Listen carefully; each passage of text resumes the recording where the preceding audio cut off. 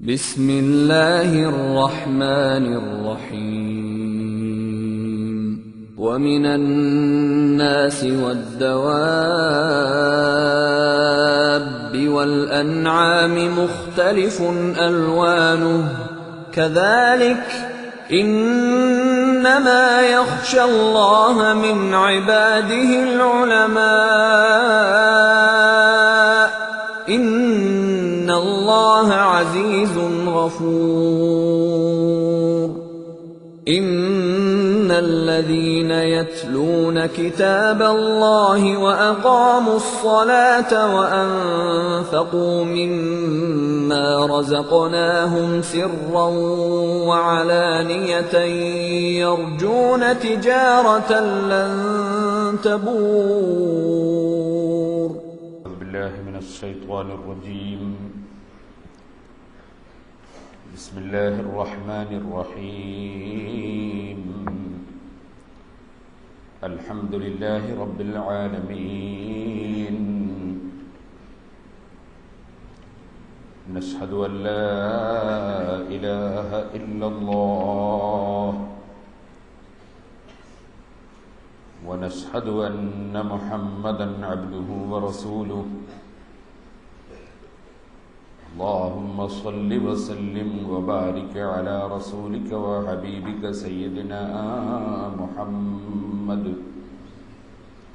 وعلى آل وأصحاب سيدنا ومولانا محمد وعلى جميع الأنبياء والمرسلين ومن تبعهم بإحسان إلى يوم الدين. أما بعد، أعوذ بالله من الشيطان الرجيم. بسم الله الرحمن الرحيم. قل هل يستوي الذين يعلمون والذين لا يعلمون. صدق الله العلي العظيم. صدق وبلغ رسوله النبي الكريم. ونحن على ذلك من الشاهدين الشاكرين والحمد لله رب العالمين. والأذى بآثار النبي فحكمه لحكم رسول الله في الناس تابع. وأول في أحكامه وقضائه على ما قضى التنزيل والحق ناصع. فمن يك علم الشافعي أمامه فمرتعه في ساحة العلم واسع. سلام على قبر تضمن روحه وجادت عليه المدجنات الهوامع.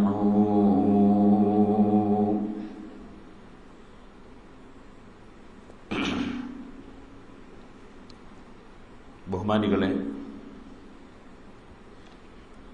അഷ്റഫുൽ ഖൽഖ് സല്ലല്ലാഹു അലൈഹി വസല്ലമ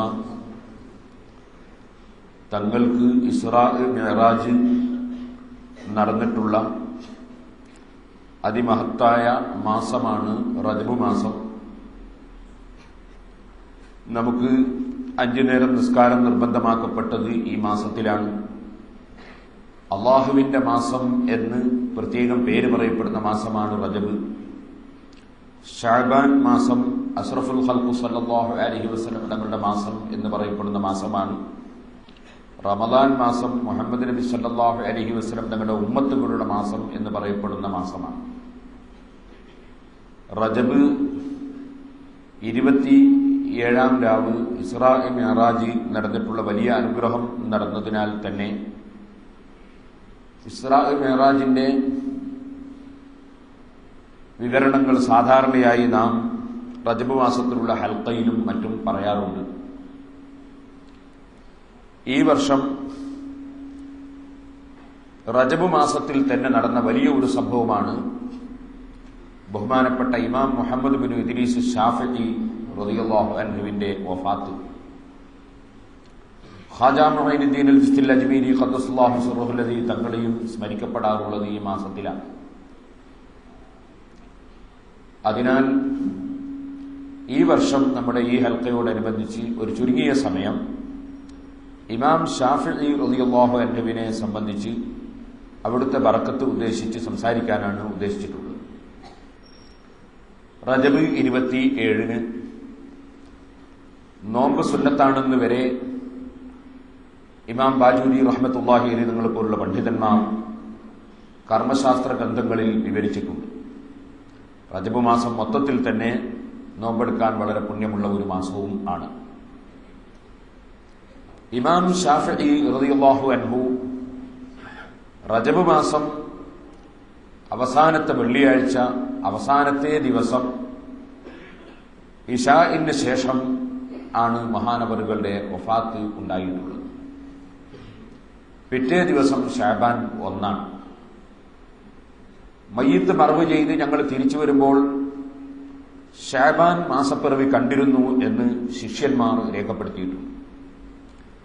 അപ്പൊ ഇമാം ശാഫിഈ റളിയല്ലാഹു അൻഹുവിനെ ലോകം അനുസ്മരിക്കുന്ന ഒരു മാസമാണ് റജബ്, മറ്റുള്ള മഹത്വങ്ങൾക്കെല്ലാം പുറമെ.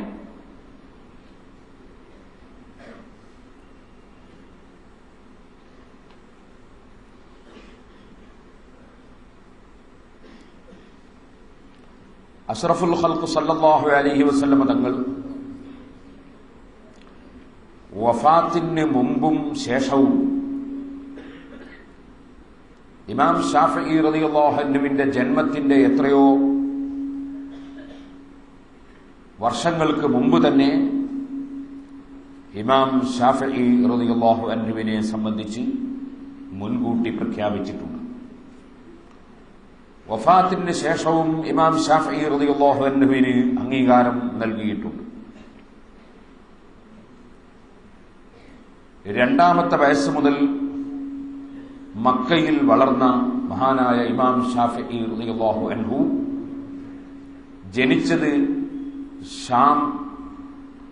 നബി സല്ലല്ലാഹു അലൈഹി വസല്ലം തങ്ങൾ പ്രത്യേകം ബറക്കത്ത് കൊണ്ട് ദുആ ചെയ്ത ഷാം പ്രദേശം, ഫലസ്തീൻ ഭാഗം, അവിടെ അസ്ഖലാൻ എന്ന് പറയുന്ന പട്ടണത്തിന്റെ സമീപത്ത് വസ്സ എന്ന് പറയുന്ന പ്രദേശത്താണ് ഇമാം ശാഫിഈ റളിയല്ലാഹു അൻഹുവിന്റെ ജന്മം. ഹിജറ 150 ഇമാം ശാഫിഈ റളിയല്ലാഹു തആല അൻഹു തങ്ങൾ അവിടെ ജനിക്കുന്നത്. 2 വയസ്സ് പ്രായമാകുമ്പോൾ മക്കയിലേക്ക് ബഹുമാനപ്പെട്ടവരെ കൊണ്ടുവരികയും പിന്നീട് വളർന്നത് മക്കയിലും ആണ്. കുട്ടിക്കാലത്ത് തന്നെ വളരെ നല്ല അറബി സാഹിത്യം സംസാരിക്കുന്ന അറബികളുമായി ബന്ധപ്പെടുന്നതിനാലും അറബി ഭാഷയുടെ യാഥാർത്ഥ്യം ഏറ്റവും നന്നായി മനസ്സിലാക്കാൻ സാധിച്ചതിനാലും മഹാനവറുകൾക്ക് പ്രത്യേകം ഒരു ഗ്രാമർ പഠിക്കേണ്ട ആവശ്യം തന്നെ വന്നിരുന്നില്ല എന്നതാണ് ശരി. അറബി ഭാഷയിൽ ഒരു വാചകത്തിൽ പോലും ഒരിക്കലും മഹാനവറുകൾക്കൊരബദ്ധം സംഭവിച്ചിരുന്നില്ല. ആ രൂപത്തിലായിരുന്നു ബഹുമാനപ്പെട്ടവരുടെ എല്ലാ പ്രവർത്തനങ്ങളും എല്ലാ ഭാഷാ പാണ്ഡിത്യവും നടന്നിരുന്നത്. ഇമാം ശാഫിഈ റളിയല്ലാഹു അൻഹുവിന്റെ പ്രഗത്ഭനായ ശിഷ്യനാണ് ഇമാം റബീഇ റളിയല്ലാഹു അൻഹു. മഹാനവറുകൾ പറഞ്ഞു, ഉസ്താദ് ഇമാം ശാഫിഈ റളിയല്ലാഹു അൻഹു പറയുന്നത് ഞാൻ കേട്ടിട്ടുണ്ട്. അഷ്റഫുൽ ഖൽഖ് സല്ലല്ലാഹു അലൈഹി വസല്ലം തങ്ങളെ ഞാനൊരു ദിവസം സ്വപ്നത്തിൽ കണ്ടു. ഞാനന്ന് ചെറിയ കുട്ടിയാണ്. എന്നോട് നബി സല്ലല്ലാഹു അലൈഹി വസല്ലം വിളിച്ചു, യാ ഗുലാം, ഓ കുട്ടി എന്നെ വിളിച്ചു. ഫഖുൽതു ലബ്ബൈക യാ റസൂലല്ലാഹ്. ഞാൻ ലബ്ബൈക യാ റസൂലല്ലാഹ് എന്ന് നബി സല്ലല്ലാഹു അലൈഹി വസല്ലം തങ്ങൾക്ക് ഞാൻ ഉത്തരം നൽകി. അവിടുന്ന് ചോദിച്ചു, മിമ്മൻ അൻത, നീ എവിടുന്നുള്ളതാ? ഞാൻ പറഞ്ഞു, മിൻ റഹ്തിക, ഞാൻ തങ്ങളുടെ കൂട്ടത്തിൽ തന്നെ പെട്ട ആളാണ്, ഖുറൈശി തറവാട്ടുകാരനാണ്. നബി സല്ലല്ലാഹു അലൈഹി വസല്ലം എന്നോട് പറഞ്ഞു, ഉദ്നു മിന്നി, അടുത്തോട്ട് വരൂ. ഞാൻ അവിടുത്തെ സമീപത്തേക്ക് അടുത്തു ചെന്നു. ഫഫതഹ ഫമി, എന്റെ തൊള്ള എന്റെ വായ നബി സല്ലല്ലാഹു അലൈഹി വസല്ലം തുറന്നു. ഫഅമറ മിൻ ദീഖിഹി അലാ ലിസാനി വഫമി വസഫതി. അവിടുത്തെ ശറഫാക്കപ്പെട്ട ഉമിനീർ എന്റെ നാവിലും എന്റെ തൊള്ളയിലും എന്റെ ചുണ്ടിലും നബി സല്ലല്ലാഹു അലൈഹി വസല്ലം തങ്ങൾ പുരട്ടി. എന്നിട്ട് പറഞ്ഞു, ഇംലി ബാറകല്ലാഹു ഫീക്, പോയിക്കോ മോനെ, അല്ലാഹു നിന്നിൽ ബർക്കത്ത് ചെയ്യട്ടെ എന്ന് എന്നെ ആശംസിച്ചു. ഫമാ അദ്കുറു അന്നി ലഹൻതു ഫീ ഹദീസിൻ ബഅദ ദാലിക വലാ ശഅർ. ഒരൊറ്റ ഹദീസിലും ഒരു ഗദ്യത്തിലും പദ്യത്തിലും ഒരബദ്ധവും എന്റെ നാവിലൂടെ ഉണ്ടായിട്ടില്ല. നബി സല്ലല്ലാഹു അലൈഹി വസല്ലം തങ്ങൾ കുട്ടിക്കാലത്ത് അവിടുത്തെ ഉമിനീര് സ്വപ്നത്തിൽ എന്നെ ക്ഷണിച്ച് എനിക്ക് പുരട്ടിത്തെന്ന് പറഞ്ഞയച്ചതാണ് എന്ന് ഇമാം ശാഫിഈ റളിയല്ലാഹു തആല അൻഹു തങ്ങൾ തന്നെ പറഞ്ഞിട്ടുണ്ട്. അങ്ങനെ വഫാത്തിന് ശേഷവും നബി സല്ലല്ലാഹു അലൈഹി വസല്ലം തങ്ങളുടെ തർബിയത്ത്, നബി സല്ലല്ലാഹു അലൈഹി വസല്ലം തങ്ങളുടെ വളർത്തിയെടുക്കൽ നടന്നിട്ടുള്ള ലോക പ്രശസ്ത പണ്ഡിതനാണ് ഇമാം ശാഫിഈ റളിയല്ലാഹു അൻഹു. വഫാത്തിന് മുമ്പ് തന്നെ നബി സല്ലല്ലാഹു അലൈഹി വസല്ലം ആ മഹാനായ ഇമാമിനെ സംബന്ധിച്ച് മുൻകൂട്ടി പ്രഖ്യാപിച്ചിട്ടുണ്ട്. ആലിമു ഖുറൈശ്, ഖുറൈശിക്കാരനായ ഒരു പണ്ഡിതൻ, യംലൗ തിബാഖൽ അർദി ഇൽമാ, ലോകം മുഴുക്ക ഭൂമി മുഴുക്കെ ഇൽമു നിറക്കും എന്ന് നബി സല്ലല്ലാഹു അലൈഹി വസല്ലം പറഞ്ഞു. ആ ഖുറൈശിക്കാരനായ പണ്ഡിതൻ അതുപോലെ ലോകത്ത് സർവ്വ വിഷയത്തിലും ഇൽമു പ്രചരിപ്പിച്ച, അതുപോലെ ഇൽമു നിറച്ച വേറൊരു പണ്ഡിതനെ ലോകം വേറെ കണ്ടിട്ടില്ല. അതുകൊണ്ട് ആ പറഞ്ഞ ഹദീസ് കൊണ്ട് ഉദ്ദേശം ഇമാം ശാഫിഈ റളിയല്ലാഹു അൻഹു ആണെന്ന് പറയുന്നത് 10 ലക്ഷത്തോളം ഹദീസ് മനപ്പാഠമാക്കിയ ഇമാം അഹ്മദ് ഇബ്നു ഹംബൽ റളിയല്ലാഹു അൻഹു, അബൂ നുഐം റളിയല്ലാഹു അൻഹുവിനെ പോലുള്ള വലിയ വലിയ ഹദീസ് പണ്ഡിതന്മാർ പറയുന്നു നബി സല്ലല്ലാഹു അലൈഹി വസല്ലം പറഞ്ഞ ഹദീസ് കൊണ്ട് ഉദ്ദേശം മഹാനായ ഇമാം ശാഫിഈ റളിയല്ലാഹു അൻഹു ആണ്. ഭൂമി നിറയെ ഇൽമു കൊണ്ട് നിറക്കുന്ന പണ്ഡിതൻ. ഖുറൈശ് എന്ന് പറയുന്നത് അത് നബി സല്ലല്ലാഹു അലൈഹി വസല്ലം തങ്ങളുടെ തറവാടാണ്. നല്ല കുടുംബം, നല്ല തറവാട്, അതിന് മഹത്വമുണ്ട്. ചില ആളുകൾ തറവാട്ടിന് മഹത്വമൊന്നുമില്ല എന്ന് പറയാറുണ്ട്. ശരിയല്ല, തറവാട്ടിന് മഹത്വമൊക്കെ ഉണ്ട്. പക്ഷേ ഈമാനും തഖ്വയും ഇല്ലെങ്കിൽ തറവാട്ടിന് മഹത്വമുണ്ട് എന്ന് പറഞ്ഞിട്ടൊരു കാര്യമില്ല. ഞാൻ വലിയ തറവാട്ടുകാരനാണ് എന്ന് പറഞ്ഞു ഈമാനില്ലെങ്കിൽ കാര്യമില്ല, തഖ്വയില്ലെങ്കിൽ കാര്യമില്ല. അതേസമയത്ത് ഈമാനും തഖ്വയും ഉണ്ടോ എങ്കിൽ ഖൈറുക്കും ഫിൽ ജാഹിലിയ്യത്തി ഖൈറുക്കും ഫിൽ ഇസ്ലാം ഇദാ ഫഖഹു എന്ന് നബി സല്ലല്ലാഹു അലൈഹി വസല്ലം പറഞ്ഞിട്ടുണ്ട്.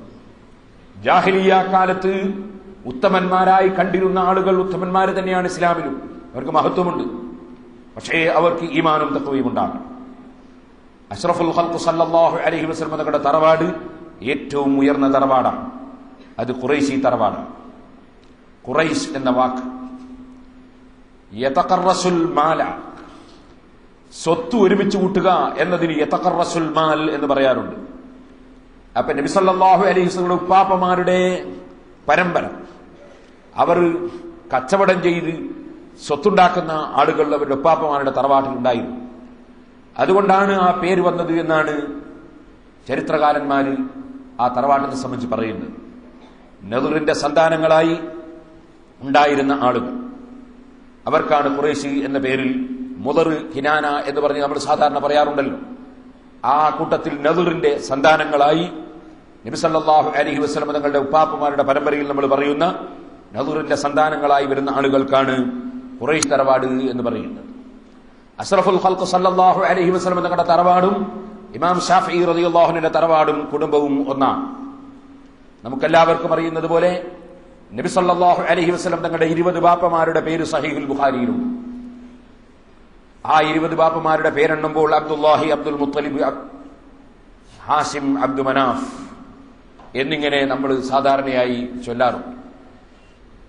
അബ്ദു മനാഫ് നബി സല്ലല്ലാഹു അലൈഹി വസല്ലം തങ്ങളുടെ ഉപ്പാപ്പമാരുടെ പരമ്പരയിൽ നാം കാണും.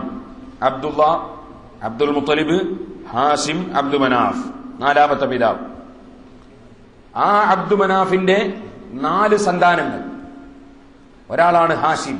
ഹാഷിമിന്റെ മകനാണ് ശൈബത്തുൽ ഹംദ് എന്നു പേരുള്ള അബ്ദുൽ മുത്തലിബ്. അദ്ദേഹത്തിന്റെ യഥാർത്ഥ പേര് ശൈബത്തുൽ ഹംദ് എന്നാണ്. ആ അബ്ദുൽ മുത്തലിബിന്റെ മകനാണ് അബ്ദുള്ള. അബ്ദുള്ളയുടെ മകനാണ് മുഹമ്മദ് റസൂലുള്ളാഹി സ്വല്ലല്ലാഹു അലൈഹി വസല്ലം. അബ്ദു മനാഫിന്റെ 3 സന്താനങ്ങൾ വേറെയുണ്ട്. ഒന്ന് അബ്ദു ഷംസ്, ഒന്ന് നൗഫൽ. വേറെ ഒരു സന്താനം ആണ് മുത്തലിബ്. അബ്ദുമനാഫിന്റെ മകൻ മുത്തലിബ്. അത് നബി സല്ലല്ലാഹു അലൈഹി വസല്ലമയുടെ ഉപ്പാപ്പമാരുടെ പരമ്പരയിൽ നമ്മൾ കേൾക്കുന്ന ഹാഷിം എന്ന് പറയുന്ന വ്യക്തിയുടെ സഹോദരനാണ്. അപ്പൊ മുത്തലിബ്, ആ മുത്തലിബിന് ഹാഷിം എന്ന ഒരു മകനുണ്ട്. അതായത് സാധാരണയായി ബാപ്പന്റെ പേര്, ജ്യേഷ്ഠന്റെ പേര്, അനുജന്റെ പേര് മക്കൾക്കിടുക എന്നുള്ളത് പഴയ കാലത്തെ ഉള്ളതാണ്. അപ്പൊ സഹോദരന്റെ പേര് മകന് വെച്ചതാണ് മുത്തലിബ്. മകന് ഹാഷിം എന്ന് പേര് വെച്ചു. ആ ഹാഷിമിന്റെ മകനാണ് അബ്ദു യസീദ്. അബ്ദു യസീദിന്റെ മകനാണ് ഉബൈദ്. ഉബൈദിന്റെ മകനാണ് സായിബ്. സായിബിന്റെ മകനാണ് ഷാഫി റളിയല്ലാഹു അൻഹും. അബ്ദു യസീദും ഉബൈദും സായിബും ഷാഫിഉം 4 ഉപ്പാപ്പമാരും സഹാബികളാണ്. അഷ്റഫുൽ ഖൽഖ് സല്ലല്ലാഹു അലൈഹി വസല്ലമ തങ്ങളുടെ സഹാബികളാണ്.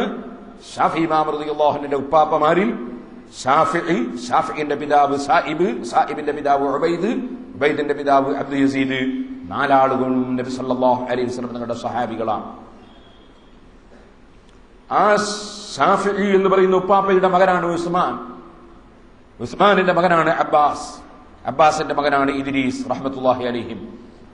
അവരുടെ മകനാണ് ബഹുമാനപ്പെട്ട മുഹമ്മദ് ബിൻ ഇദ്രീസ് ഷാഫിഇ റളിയല്ലാഹു അൻഹു. അപ്പൊ ഷാഫി ഇമാം റളിയല്ലാഹു അൻഹുവിന്റെ ഉപ്പാപ്പമാരെ എണ്ണുമ്പോൾ താബിഈങ്ങളും താബിഈങ്ങളും അവരുടെ മേലെ 4 ഉപ്പാപ്പമാര് സഹാബികളാണ്. അതിന്റെ മേലെയാണ് ഹാഷിം. ഹാഷിമിന്റെ ബാപ്പയാണ് മുത്തലിബ്. മുത്തലിബിന്റെ ബാപ്പയാണ് അബ്ദുമനാഫ്. നബി സല്ലല്ലാഹു അലൈഹി വസല്ലം തങ്ങളുടെ ഉപ്പാപ്പമാരുടെ പരമ്പരയിൽ തന്നെ ഖുറൈശി തറവാട്ടിൽ തന്നെ ജനിച്ച ലോകപ്രശസ്ത പണ്ഡിതനാണ് മുഹമ്മദ് ബിൻ ഇദ്രീസ് ഷാഫിഈ റളിയല്ലാഹു അൻഹു. നമ്മൾ സാധാരണയായി അബ്ദുൽ മുത്തലിബ് എന്ന് നബി സല്ലല്ലാഹു അലൈഹി വസല്ലം തങ്ങളുടെ ഉപ്പാപ്പമാരെ പേര് പറയുമ്പോൾ പറയാറുണ്ട്. അബ്ദുൽ മുത്തലിബ് എന്ന പേര് അദ്ദേഹത്തിന് ലഭിച്ചത്, അദ്ദേഹത്തിന്റെ യഥാർത്ഥ പേര് ശൈബത്തുൽ ഹംദ് എന്നാണ്. ആ പേര് ലഭിച്ചത് അദ്ദേഹത്തിന്റെ പിതാവ് ഹാഷിം, അബ്ദുമനാഫിന്റെ മകൻ ഹാഷിം. ഹാഷിമിന്റെ മകനാണ് അബ്ദുൽ മുത്തലിബ്. ആ അബ്ദുൽ മുത്തലിബിന് ആ പേര് വരാൻ കാരണം ശൈബത്തുൽ ഹംദ് എന്നായിരുന്നു പേര്. അബ്ദുൽ മുത്തലിബ് എന്ന പേര് വരാൻ കാരണം ബാപ്പ ഹാഷിം മരണപ്പെട്ടു പോയപ്പോൾ ഷാഫി ഇമാം റളിയല്ലാഹു അൻഹുവിന്റെ ഉപ്പാപ്പമാരിൽ വരുന്ന മുത്തലിബ് എന്ന് പറയുന്ന ഉപ്പാപ്പ പിതൃ സഹോദരനാണല്ലോ. ആ മഹാൻ അദ്ദേഹം ഈ നബി സല്ലല്ലാഹു അലൈഹി വസല്ലം തങ്ങളുടെ ഉപ്പാപ്പയായ ശൈബത്തുൽ ഹംദിനെ എടുത്ത് വളർത്തുകയും സംരക്ഷിക്കുകയും ചെയ്തതുകൊണ്ട് ആളുകൾ അദ്ദേഹത്തെ അബ്ദുൽ മുത്തലിബ്, മുത്തലിബിന്റെ അടിമ എന്ന് പേര് വിളിക്കുകയാണ് ഉണ്ടായത്. അങ്ങനെയാണ് അബ്ദുൽ മുത്തലിബ് എന്ന പേര് തന്നെ വന്നത്. ഷാഫി ഇമാം റളിയല്ലാഹു അൻഹുവിന്റെ ഉപ്പാപ്പമാരുടെ പരമ്പരയിലുള്ള മുത്തലിബ് എന്ന ഉപ്പാപ്പ ഈ ശൈബത്തുൽ ഹംദിനെ വളർത്തുകയും സംരക്ഷിക്കുകയും ചെയ്തതുകൊണ്ടാണ് ആ പേര് തന്നെ വന്നിട്ടുള്ളത്. ബഹുമാനപ്പെട്ട ഇമാം ഷാഫിഈ റളിയല്ലാഹു അൻഹു മഹാനവറുകൾക്ക് അബൂ അബ്ദില്ല എന്ന പേരുണ്ട്. മഹാനവറുകൾക്ക് 2 ആൺമക്കൾ ഉണ്ടായിട്ടുണ്ട്. ആ ആൺമക്കൾക്ക് 2 പേർക്കും മഹാനവറുകൾ മുഹമ്മദ് എന്ന് പേരിട്ടു. അങ്ങനെ പേരിടാൻ എന്താണ് കാരണം? മഹാനവറുകളോട് ചോദിച്ചു. ബഹുമാനപ്പെട്ടവർ പറഞ്ഞു, സമ്മൈതുഹു അഹബ്ബൽ അസ്മാഇ ഇലയ്യ മുഹമ്മദൻ. പേരുകളുടെ കൂട്ടത്തിൽ എനിക്ക് ഏറ്റവും ഇഷ്ടപ്പെട്ട പേര് മുഹമ്മദ് എന്ന പേരാണ്. അത് ഞാൻ എന്റെ മകന് ഇട്ടിരിക്കുകയാണ് എന്ന് പറഞ്ഞു. ഒന്ന് മുഹമ്മദ് അബുൽ ഹസനാണ്, ഒന്ന് മുഹമ്മദ് അബു ഉസ്മാനാണ്. 2ഉം ഇമാം ഷാഫിഈ റളിയല്ലാഹു അൻഹുവിന്റെ സന്താനങ്ങളാണ്. ഈ മുഹമ്മദ് അബു ഉസ്മാൻ എന്ന് പറയുന്ന മകനോടാണ് ഒരിക്കൽ മഹാനായ അഹ്മദ് ഇബ്നു ഹംബൽ റളിയല്ലാഹു അൻഹു, 4 മദ്ഹബിന്റെ ഇമാമിങ്ങളിൽ ഒരാളാണ്, ഷാഫി ഇമാം റളിയല്ലാഹു അൻഹുവിന്റെ ശിഷ്യനാണ്, 10 ലക്ഷം ഹദീസ് മനപാഠമാക്കിയ പണ്ഡിതനാണ്, ഇമാം ബുഖാരി റളിയല്ലാഹു അൻഹുവിന്റെ ഉസ്താദാണ്. ആ ഇമാം അഹ്മദ് ഇബ്നു ഹംബൽ റളിയല്ലാഹു അൻഹു ഒരു ദിവസം പറഞ്ഞു, ഓ മുഹമ്മദേ, ഇന്നി ലഉഹിബ്ബുക ലിസലാസി ഖിലാൻ. ഞാൻ 3 കാര്യങ്ങൾക്ക് വേണ്ടി നിങ്ങളെ സ്നേഹിക്കുന്നുണ്ട്. ഒന്നാമത്തത് അന്നക ഇബ്നു അബി അബ്ദില്ലാ. ഒന്ന്, നിങ്ങൾ എന്റെ ഉസ്താദ് അബൂ അബ്ദുല്ലാഹി മുഹമ്മദ് ഇബ്നു ഇദ്രീസ് ഷാഫിഈ റളിയല്ലാഹു അൻഹുവിന്റെ മകനാണ്. അതുകൊണ്ട് എനിക്ക് നിങ്ങളോട് സ്നേഹം. ഉസ്താദിന്റെ മകനെ സ്നേഹിക്കുക. ഉസ്താദിന്റെ കുടുംബത്തെ സ്നേഹിക്കുക, അത് ഉസ്താദിനോട് അദബും ഗുരുത്വവുമുള്ള ശിഷ്യന്മാരുടെ പതിവാണെന്ന് നമുക്കത് പഠിപ്പിച്ചു തരുന്നു. ഇമാം അഹ്മദ് ഇബ്നു ഹംബൽ റളിയല്ലാഹു അൻഹു ആണ് അത് പറഞ്ഞത്. രണ്ടാമത് പറഞ്ഞു, അന്നക റജുലുൻ മിൻ ഖുറൈശ്, നീ ഖുറൈശി തറവാട്ടുകാരനിൽ പെട്ട ഒരാളാണ്, അതുകൊണ്ടും നിന്നോട് എനിക്ക് സ്നേഹമാണ്, നീ നബി സല്ലല്ലാഹു അലൈഹി വസല്ലം തങ്ങളുടെ തറവാട്ടുകാരനാണ്. മൂന്നാമതായി നിന്നെ ഞാൻ സ്നേഹിക്കുന്നു, അന്നക മിൻ അഹ്ലിസ് സുന്ന, നീ അഹ്ലുസ് സുന്നത്തി വൽ ജമാഅത്തുകാരനാണ്, അതുകൊണ്ട് നിന്നെ ഞാൻ സ്നേഹിക്കുന്നു. ഇമാം അഹ്മദ് ഇബ്നു ഹംബൽ റളിയല്ലാഹു അൻഹു ഇമാം ശാഫിഈ റളിയല്ലാഹു അൻഹുവിന്റെ മകനോട് ഒരു ദിവസം പറഞ്ഞ വാചകമാണ്. ആ മുഹമ്മദ് അബൂ ഉസ്മാൻ, അത് ഷാഫി ഇമാം റളിയല്ലാഹു അൻഹുവിന്റെ ഒരു മകനാണ്. മറ്റൊന്ന് മുഹമ്മദ് അബുൽ ഹസൻ, അതും ഷാഫി ഇമാം റളിയല്ലാഹു അൻഹുവിന്റെ മകനാണ്. ഷാഫി ഇമാം റളിയല്ലാഹു അൻഹുവിന് സൈനബ് എന്ന് പറഞ്ഞൊരു മകളുണ്ടായിട്ടുണ്ട്. ആ മകളിൽ അഹ്മദ് ബിൻ മുഹമ്മദ് ബിൻ അബ്ദുല്ല എന്ന് പറയുന്ന ഒരു വലിയ ഇമാം ഉണ്ടായിട്ടുണ്ട്. ആ ഇമാമിനെ സംബന്ധിച്ച് സാധാരണയായി പണ്ഡിതന്മാർ ഇബ്നു ബിൻതി ഷാഫിഈ എന്നാണ് സാധാരണ പറയാറുള്ളത്. ഷാഫി ഇമാമന്റെ മകളുടെ മകൻ എന്ന പേരിലാണ് പറയാറുള്ളത്. ഇമാം ഷാഫിഈ റളിയല്ലാഹു അൻഹുവിന് ഷാഫിഈ എന്ന പേര് വന്നു. അത് ഉപ്പാപ്പമാരുടെ കൂട്ടത്തിൽ നേരത്തെ ഞാൻ എണ്ണിയല്ലോ, ഷാഫിഈ എന്ന് പറയുന്ന ഒരു ഉപ്പാപ്പ വളരെ ചെറിയ കുട്ടിയായിരുന്ന കാലത്ത് നബി സല്ലല്ലാഹു അലൈഹി വസല്ലം തങ്ങളോടുകൂടെ മഹാനവറുകൾ ഒരുമിച്ച് കൂടിയതിനാൽ ബഹുമാനപ്പെട്ടവരും സഹാബികളിൽപ്പെട്ടവരാണ്. ആ ഷാഫിയിലേക്ക് ചേർത്തുകൊണ്ടാണ് ഷാഫിഈ എന്ന പേര് മഹാനായ മുഹമ്മദ് ഇബ്നു ഇദ്രീസ് ഷാഫിഈ റളിയല്ലാഹു അൻഹുവിന് ലഭിച്ചിട്ടുള്ളത്. അഷ്റഫുൽ ഖൽഖ് സല്ലല്ലാഹു അലൈഹി വസല്ലം തങ്ങൾ പറഞ്ഞിട്ടുണ്ട്, ഖദ്ദിമു ഖുറൈശൻ, നിങ്ങൾ ഖുറൈശികളെ മുന്തിക്കണം. ഖുറൈശികളെ മുന്തിക്കണം. നമ്മൾ ഏത് വിഷയം വരുമ്പോഴും, അത് ദുആ ചെയ്യിപ്പിക്കുമ്പോഴും, ഒരു തറക്കല്ലിടുമ്പോഴും, ഉദ്ഘാടനം ചെയ്യുമ്പോഴും, പല വിഷയത്തിലും തങ്ങന്മാരെ മുന്തിക്കും. നബി സല്ലല്ലാഹു അലൈഹി വസല്ലം നിങ്ങൾ നേരത്തെ തന്നെ പറഞ്ഞതാണത്. ഖദ്ദിമു ഖുറൈശൻ, നിങ്ങൾ ഖുറൈശികളെ മുന്തിക്കണം. ഖുറൈശികളെ നിങ്ങൾ മുന്തിക്കണം. അവർ മുന്നിൽ നിൽക്കേണ്ടവരാ, അവർ മുന്നിൽ പോകേണ്ടവരാ. അവർക്ക് പ്രത്യേകതയുണ്ട്, തങ്ങന്മാർക്ക് പ്രത്യേകതയുണ്ട്, ഖുറൈശികൾക്ക് തന്നെ പ്രത്യേകതയുണ്ട്.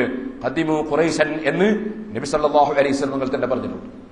ആ നബി സല്ലല്ലാഹു അലൈഹി വസല്ലം അൽ അയിമ്മത്തു മിൻ ഖുറൈശ്, ഇമാമിങ്ങൾ ഖുറൈശികളിൽ നിന്നാണെന്ന് തന്നെ പറഞ്ഞിട്ടുണ്ട്.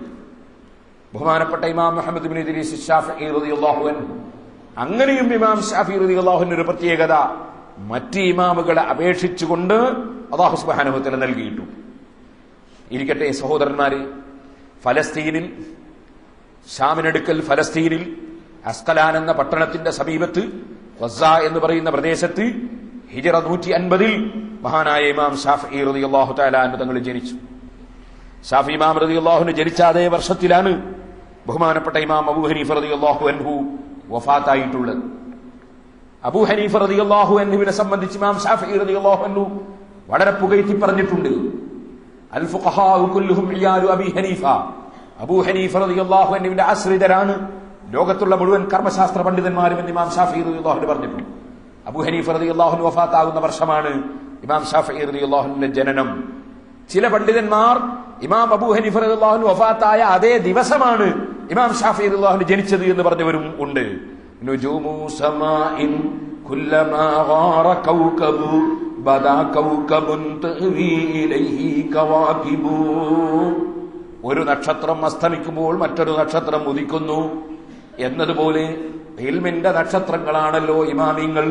ബഹുമാനപ്പെട്ട ഇമാം ഹുജ്ജത്തുൽ ഇസ്ലാം അബൂ ഹാമിദ് അൽ ഗസാലി റളിയല്ലാഹു അൻഹു പറഞ്ഞു, അൽ അയിമ്മത്തു കന്നുജൂം ഫബിഅയ്യിഹിം ഇഖ്തദാ ഇഖ്തദാ. ദീനിന്റെ ഇമാമിങ്ങൾ നക്ഷത്രങ്ങളെ പോലെയാണ്, അവരിൽ നിങ്ങൾ ആരെ പിന്തുടർന്നാലും സന്മാർഗത്തിലാണ്. അപ്പോൾ ആ നക്ഷത്രങ്ങളെ പോലെയുള്ള ഇമാമിങ്ങളിൽ വലിയ ഇമാമായ ഇമാം അബൂ ഹനീഫത്തുൽ കൂഫി റളിയല്ലാഹു അൻഹു വഫാത്താകുന്ന ദിവസം തന്നെ ഇമാം ശാഫിഈ റളിയല്ലാഹു അൻഹു ജനിച്ചു എന്ന് പറഞ്ഞവരും ഉണ്ട്. ഏതായിരുന്നാലും ആ വർഷത്തിലാണെന്നതിൽ തർക്കമില്ല. ബഹുമാനപ്പെട്ടവർ മക്കയിലേക്ക് 2-ാമത്തെ വയസ്സിൽ കൊണ്ടുവന്നു. മക്കയാണ് ബഹുമാനപ്പെട്ടവരുടെ പാഠശാല. മക്കയിൽ നിന്ന് അറബികൾ, ഒറിജിനൽ അറബികൾ, ആ അറബികളുമായി ബന്ധപ്പെട്ടു. ബഹുമാനപ്പെട്ടവരുടെ തറവാട് തന്നെ അറബിയാണ്, തറവാട് തന്നെ മക്കയാണ്, അതേ ഖുറൈശികളാണ്. അങ്ങനെ ജനിച്ചത് ഷാമിലാണെങ്കിലും അവിടുന്ന് 2-ാമത്തെ വയസ്സിൽ തന്നെ മക്കയിൽ വന്ന് വീണ്ടും ഉപ്പാപ്പമാരുടെ നാട്ടിൽ തന്നെ ഉപ്പാപ്പമാരുടെ ഭാഷ അഥവാ ശരിയായ അറബി ഭാഷ മഹാനവറുകൾ പഠിച്ചു. വല്ലാത്ത അപാരമായ ബുദ്ധി, വല്ലാത്ത ഗ്രാഹ്യശക്തി അല്ലാഹു സുബ്ഹാനഹു വ തആല അത്ഭുതകരമായ രൂപത്തിൽ ബഹുമാനപ്പെട്ട ഇമാം ഷാഫിഈ റളിയല്ലാഹു അൻഹു കൊടുത്തിട്ടുണ്ട്. ചരിത്രത്തിൽ കാണാം, ഷാഫിഈ ഇമാം റളിയല്ലാഹു അൻഹു സാമ്പത്തികമായി വളരെ പ്രയാസമുള്ള ആളായിരുന്നു. സാമ്പത്തികമായി വളരെ പ്രയാസമുള്ള ആളായിരുന്നു. സാമ്പത്തികമായി നല്ല ശേഷിയുള്ള ആളുകൾ ആലിമീങ്ങളാവുക എന്നത് വളരെ കുറവാണ്. അത് പഴയ കാലം മുതലേ അങ്ങനെയാണ്. അതിന് എന്താണ് കാരണം എന്നതിനെ സംബന്ധിച്ച് ഇപ്പോൾ നമ്മൾ കൂടുതലായി ചർച്ചയ്ക്ക് കടക്കുന്നില്ല. ദുനിയാവും ആഖിറവും തമ്മിൽ ഒരു ഭർത്താവിന്റെ രണ്ട് ഭാര്യമാരെ പോലെയാണ്. ഒന്നിനെ തൃപ്തിപ്പെടുത്തുമ്പോൾ മറ്റൊരു തൃപ്തിപ്പെടാൻ വലിയ പണിയാണ്. അത് രണ്ട് പെണ്ണ് കെട്ടിയവരോട് ചോദിച്ചാലേ മനസ്സിലാവും. അപ്പോ അതുകൊണ്ട് തന്നെ ദുനിയാവിലെ സ്വത്ത് ധാരാളം ഉണ്ടാവുകയും ധാരാളം ഇൽമ് ദീനിയായിട്ടുണ്ടാവുകയും ചെയ്യുക എന്നത് അത് വളരെ ദുർലഭമായി വളരെ ചുരുക്കം ആളുകൾക്ക് ലഭിക്കുന്ന ഒരു കാര്യമാണ്. ആർക്കും അങ്ങനെ ലഭിച്ചുകൂടാ എന്നില്ല. ബഹുമാനപ്പെട്ട നബിയുല്ലാഹി സുലൈമാൻ അലൈഹിസ്സലാത്തു വസ്സലാമിന് അല്ലാഹു പല ഇൽമുകളും ധാരാളം കൊടുത്തിട്ടുണ്ട്. അതേസമയത്ത് ലോകത്ത് ഏറ്റവും വലിയ പണക്കാരനും ഏറ്റവും വലിയ ഭരണാധികാരിയുമായി ബഹുമാനപ്പെട്ട സുലൈമാൻ അലൈഹിസ്സലാത്തു വസ്സലാം ഉണ്ടായിട്ടുണ്ട്. അതുപോലെ ചില മഹാന്മാർക്ക് അല്ലാഹു സുബ്ഹാനഹു വ തആല അങ്ങനെ കൊടുത്തിട്ടുണ്ട്. ഏതായിരുന്നാലും ഇമാം ഷാഫിഈ റളിയല്ലാഹു അൻഹു കുട്ടിക്കാലത്ത് സാമ്പത്തികമായി വളരെ പ്രയാസമുള്ള ആളാണ്. അതുകൊണ്ട് പാഠശാലയിൽ പഠിപ്പിക്കുന്ന ഉസ്താദിന് ശമ്പളം കൊടുക്കാനുള്ള വരിസംഖ്യ അടക്കാൻ സാധിക്കാത്ത ചുറ്റുപാടുണ്ടായി. വരിസംഖ്യ അടക്കാതിരിക്കുമ്പോൾ സ്വാഭാവികമായും പഠിക്കാനും പ്രയാസങ്ങളുണ്ടാവും. അങ്ങനെ പ്രയാസമുള്ളത് കൊണ്ട് ബഹുമാനപ്പെട്ടവർ പ്രയാസം ഉണ്ടായിരുന്നു എങ്കിലും പഠിപ്പിക്കുന്ന ഉസ്താദ് ശരിക്കും ശ്രദ്ധിക്കുന്നില്ല. കാരണം ശരിക്കും വരിസംഖ്യ കിട്ടൂല. അതുകൊണ്ട് പഠിപ്പിക്കുമ്പോൾ ശ്രദ്ധിക്കുന്ന ഈ ഇമാം ഷാഫിഈ റളിയല്ലാഹു അൻഹു കൂടുതൽ പഠിപ്പിക്കാൻ ഉസ്താദ് തയ്യാറാകുന്നില്ല. അപ്പൊ ബഹുമാനപ്പെട്ടവർ മറ്റു കുട്ടികൾക്ക് ക്ലാസ് എടുക്കുന്നത് നന്നായി ശ്രദ്ധിക്കും. അത് ശ്രദ്ധിച്ച് മനസ്സിലാക്കിയിട്ട് ഉസ്താദ് അങ്ങോട്ട് പോയാൽ മറ്റുള്ള കുട്ടികൾക്കൊക്കെ മൂപ്പര് വിശദീകരിച്ചു കൊടുക്കും. ഇങ്ങനെയാണ് ഉസ്താദ് നിങ്ങൾക്കൊക്കെ പറഞ്ഞു തന്നതെന്ന് വിശദീകരിച്ചു കൊടുക്കും. അപ്പൊ ഉസ്താദിന് തോന്നി ഈ കുട്ടിയെ നന്നായിട്ട് പഠിപ്പിച്ചാൽ പിന്നെ ബാക്കിയുള്ള കുട്ടികളെ ഞാൻ പഠിപ്പിക്കണ്ട, ഇവൻ പഠിപ്പിച്ചോളൂ. അങ്ങനെ ഇമാം ഷാഫിഈ റളിയല്ലാഹു അൻഹുവിനെ പ്രത്യേകം പരിഗണിച്ച് പഠിപ്പിക്കാൻ തുടങ്ങിയ ആ ഉസ്താദ്. അങ്ങനെയാണ്. നല്ല മാർക്ക് വാങ്ങുന്ന കുട്ടികളാണ് ഫീസ് കിട്ടിയില്ലെങ്കിലും ചിലപ്പോൾ മാനേജ്മെന്റ് വെറുതെ ഒക്കെ പഠിപ്പിച്ചെന്നൊക്കെ വരും. അതുപോലെ നല്ല മാർക്ക് വാങ്ങണം. നല്ല പഠനത്തിൽ പുരോഗതിയുള്ള കുട്ടിക്ക് വേണ്ടി ഉസ്താദുമാർ അധ്വാനിക്കുന്നതിന് അവർക്ക് പ്രയാസം തോന്നൂല. നേരെ മറിച്ച് പഠനത്തിൽ പുരോഗതിയില്ലാത്ത കുട്ടികൾക്ക് വേണ്ടി അധ്വാനിക്കുമ്പോൾ വലിയ മാനസികമായ സന്തോഷം ഉണ്ടായിക്കൊള്ളണം എന്നില്ല. ഇരിക്കട്ടെ, ഇമാം ഷാഫിഈ റളിയല്ലാഹു അൻഹു മക്കയിൽ നിന്ന് പഠിച്ചു വളർന്നു. ആ പഠിക്കുന്ന പഠനം 7ാമത്തെ വയസ്സാകുമ്പോഴേക്ക് പരിശുദ്ധ ഖുർആൻ മുഴുവനും മനഃപ്പാടമാക്കി. 7ാമത്തെ വയസ്സായപ്പോ പരിശുദ്ധ ഖുർആൻ മുഴുവനും മനഃപ്പാടമാക്കി. നമ്മളെ കുറ്റ്യാടി സിറാജുൽ ഹുദന്റെ കീഴിൽ ഹിഫ്ദുൽ ഖുർആൻ കോളേജ് ഉണ്ട്. കോളേജിൽ കുട്ടികൾ എടുക്കേണ്ട 7ാം ക്ലാസ് പഠിച്ചു വന്നതിന് ശേഷം ഖുർആൻ മനഃപ്പാടമാക്കാൻ. എന്നിട്ട് 5 കൊല്ലം പഠിക്കുകയാണ്. അപ്പോഴാണ് ഖുർആൻ മനഃപ്പാടാകുന്നത്. നമുക്ക് എന്നാ 5 കൊല്ലം പഠിച്ചാലും എനിക്ക് മനഃപ്പാടാക്കാൻ കഴിയുമെന്ന് എനിക്ക് തോന്നുന്നില്ല. ഇമാം ഷാഫിഈ റളിയല്ലാഹു അൻഹു 7ാമത്തെ വയസ്സിൽ ഖുർആൻ മനഃപ്പാടമാക്കി. ആ ഖുർആൻ മനഃപ്പാടമാക്കി എന്ന് പറഞ്ഞാൽ നമ്മളെ മനഃപ്പാടം പോലെയല്ല. നമ്മൾ മനഃപ്പാടം എന്ന് പറഞ്ഞാൽ ഒരായത്തെടുത്തിട്ട് അതിന്റെ നേരെ മുമ്പത്തെ ആയത്ത് ഓതൂ എന്ന് പറഞ്ഞാൽ ഓതാൻ കഴിയുന്ന ആളുകൾ യാസീൻ എനിക്ക് കാണാതെ അറിയൂന്ന് നമ്മൾ പറയും. ഒരായത്തെടുത്തിട്ട് അതിന്റെ നേരെ മുമ്പത്തെ ആയത്ത് ഓതണമെന്ന് പറഞ്ഞാൽ ആദ്യം മുതലേ സ്റ്റാർട്ടാക്കി വെക്കണം, എന്നിട്ട് അവിടെ എത്തണം. അല്ലാതെ നമുക്ക് ഓതി വെക്കാൻ കഴിയില്ല. അതേസമയത്ത് ശരിക്കും മനഃപ്പാടമായാൽ ഏതായത്ത് ചോദിച്ചാലും ഓതാൻ കഴിയും. നിങ്ങൾ വേണേ എന്നെ പരിശോധിച്ചോ, സൂറത്തുൽ ഫാത്തിഹ ചോദിച്ചോ, ഏതായത്ത് പറഞ്ഞാലും മുൻപിലത്തെ ഞാൻ ഓതി. സൂറത്തുൽ ഫാത്തിഹ ഏതായത്ത് ചോദിച്ചാലും മുമ്പത്തെ ഞാൻ ഓതി, ശേഷമുള്ള ഓതി. കാരണം അത് ഞാൻ ശരിക്കും മനഃപ്പാടാക്കി. അതേസമയത്ത് വേറെ ഒറ്റ സൂറത്തും ചോദിക്കരുത്. അപ്പൊ ശരിക്കും മനഃപ്പാടമായാൽ അങ്ങനെയാ, അങ്ങ് ഇങ്ങോട്ടും ഇങ്ങനെ അങ്ങോട്ടും ഓതാൻ കഴിയും. ഇമാം ഷാഫിഈ റളിയല്ലാഹു അൻഹു 7ാമത്തെ വയസ്സിൽ ഖുർആൻ മനഃപ്പാടമാക്കി എന്ന് പറഞ്ഞാൽ തപ്പിത്തടഞ്ഞു ഓതാനുള്ള പഠനമല്ല, മറിച്ച് ഇങ്ങനെ അങ്ങോട്ടും അങ്ങനെ ഇങ്ങോട്ടും ഓതാനുള്ള പഠനമാണ്. 7ാമത്തെ വയസ്സിൽ പരിശുദ്ധ ഖുർആൻ മനഃപ്പാടമാക്കി. അതിനുശേഷം അതോടുകൂടെ തന്നെ മക്കയിൽ നിന്ന് ഇൽമു പഠിച്ചു.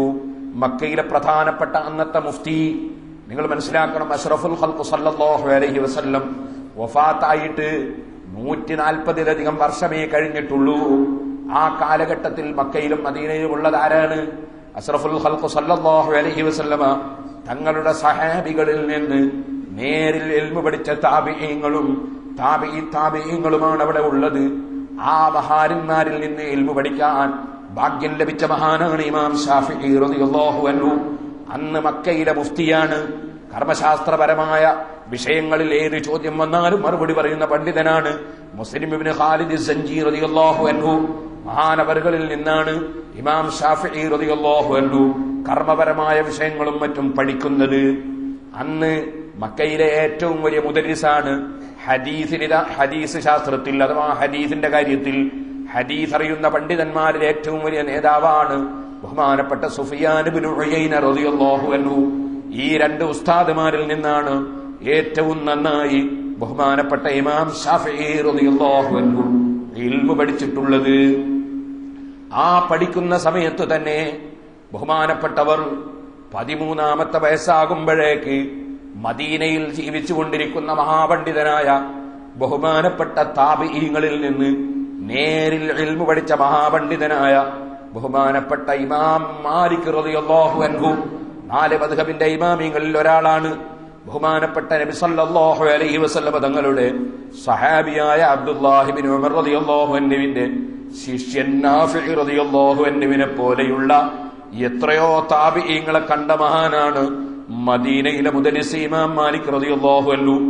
ആ മാലിക് ഇമാം റളിയല്ലാഹു അൻഹുവിന്റെ ലോക പ്രശസ്തമായ ഹദീസ് ഗ്രന്ഥമാണ് കിതാബുൽ മുവത്ത എന്ന് പറയുന്നത്.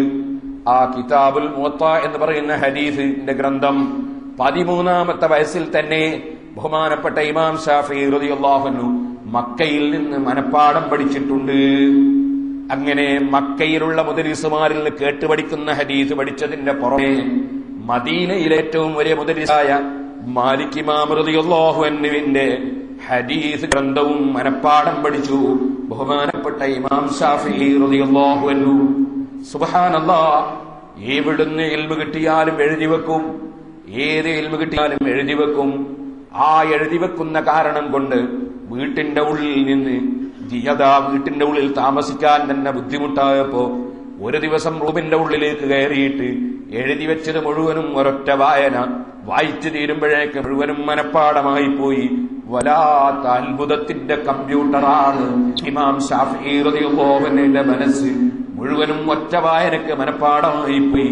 അവിടെ നിന്ന് ഇറങ്ങി വരുമ്പോൾ ചൊല്ലിയതാണ് ഇൽമീ മഈ ഹൈതുമാ യമ്മംതു യൻഫഉനി സദ്രി വിആഉൻ ലഹു ലബത്നു സുന്ദൂഖി ഇൻ കുന്തു ഫിൽ ബൈതി കാനൽ ഇൽമു ഫീ മഈ ഇൻ കുന്തു ഫിസ് സൂഖി കാനൽ ഇൽമു ഫിസ് സൂഖി.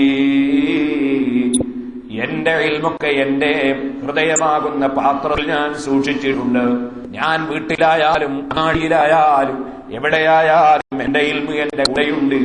ഒരലമാരിയും തുറന്നു നോക്കേണ്ടതില്ല, ഒരു പെട്ടിയും തുറക്കേണ്ടതില്ല, എല്ലാം എന്റെ ഹൃദയത്തിൽ ഞാൻ സൂക്ഷിച്ചിട്ടുണ്ട്.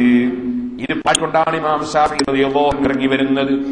അതേ സമയത്ത് തന്നെ ഇമാം ഷാഫിഈ റളിയല്ലാഹു അൻഹു ദീനുൽ ഇസ്ലാമിന് വേണ്ടി, ഇസ്ലാമിന്റെ പ്രവർത്തനത്തിന് വേണ്ടി ഏത് ത്യാഗവും സഹിക്കാൻ സന്നദ്ധനായിരുന്നു. ഒരു പണ്ഡിതനായി പ്രവർത്തന രംഗത്തങ്ങാതെ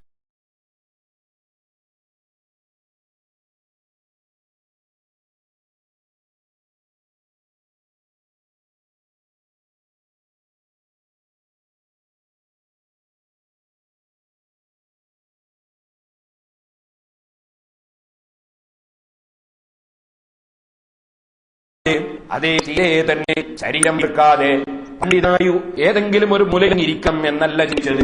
സുഖലുപനായി എനിക്ക് എന്റെ പാണ്ഡിത്യം കൊണ്ട് ഇൽമു പറഞ്ഞുകൊണ്ടിരിക്കണമെന്ന് ചിന്തിച്ചത്. സമൂഹത്തിന്റെ മുന്നിലിറങ്ങി വളരെ ശക്തിയായ പ്രവർത്തനത്തിന് ഇമാം ഷാഫിഈ റളിയല്ലാഹു തആല അൻഹു തങ്ങൾ എല്ലാ ഒരുക്കങ്ങളും ഒരുങ്ങുകയാണ്. അതുകൊണ്ട് തന്നെ ഇമാം ഷാഫിഈ റളിയല്ലാഹു അൻഹു നന്നായി കുതിരസവാരി പഠിക്കുകയാണ്. കാരണം അന്നത്തെ ഏറ്റവും വലിയ വാഹനമാണ്, ഏറ്റവും സ്പീഡിലോടുന്ന വാഹനമാണ്, ഏറ്റവും അന്തസ്സുള്ള വാഹനമാണ് കുതിര. ആ കുതിരപ്പുറത്ത് കയറിയിട്ട് വേണം ഇസ്ലാമിന്റെ പ്രവർത്തനത്തിന് ഏത് രാജ്യത്തേക്കും ഓടിപ്പോകാൻ, ഏത് പ്രദേശത്തും പോകാൻ, ആരോടും പടപൊരുതാൻ. അതിനുവേണ്ടി മഹാനായ ഇമാം ഷാഫിഈ റളിയല്ലാഹു അൻഹു ഏറ്റവും നല്ല കുതിരസവാരിക്കാരനായിരുന്നുവെന്ന് ചരിത്രത്തിൽ കാണാം. വഅഇദ്ദൂലഹും മസ്തതഅതും മിൻ ഖുവ്വത്തിൻ വമിൻ റിബാത്തിൽ ഖൈരി തുർഹിബൂന ബിഹി അദുവല്ലാഹി വഅദുവക്കും എന്ന് പരിശുദ്ധ ഖുർആൻ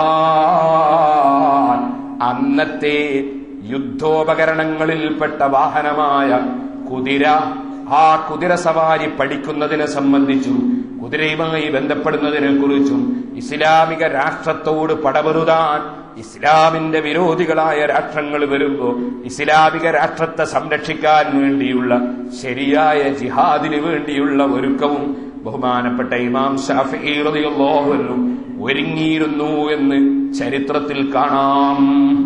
അതൊരിക്കലും തന്നെ സഹോദരന്മാരെ ഇന്നത്തെ തീവ്രവാദികളെ പോലെ വൃത്തികേട് ചെയ്യുന്ന ഏർപ്പാടിന് വേണ്ടിയുള്ള ഒരുക്കമല്ല.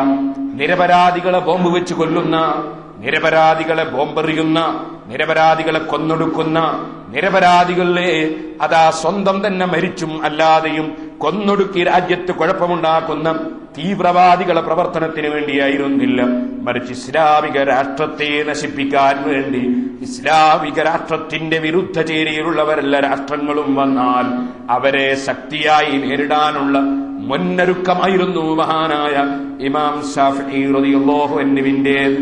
അതുകൊണ്ട് തന്നെ മഹാനവറുകളുടെ കുതിരസവാരിയെ സംബന്ധിച്ച് പണ്ഡിതന്മാർ രേഖപ്പെടുത്തിയത് കാണാം.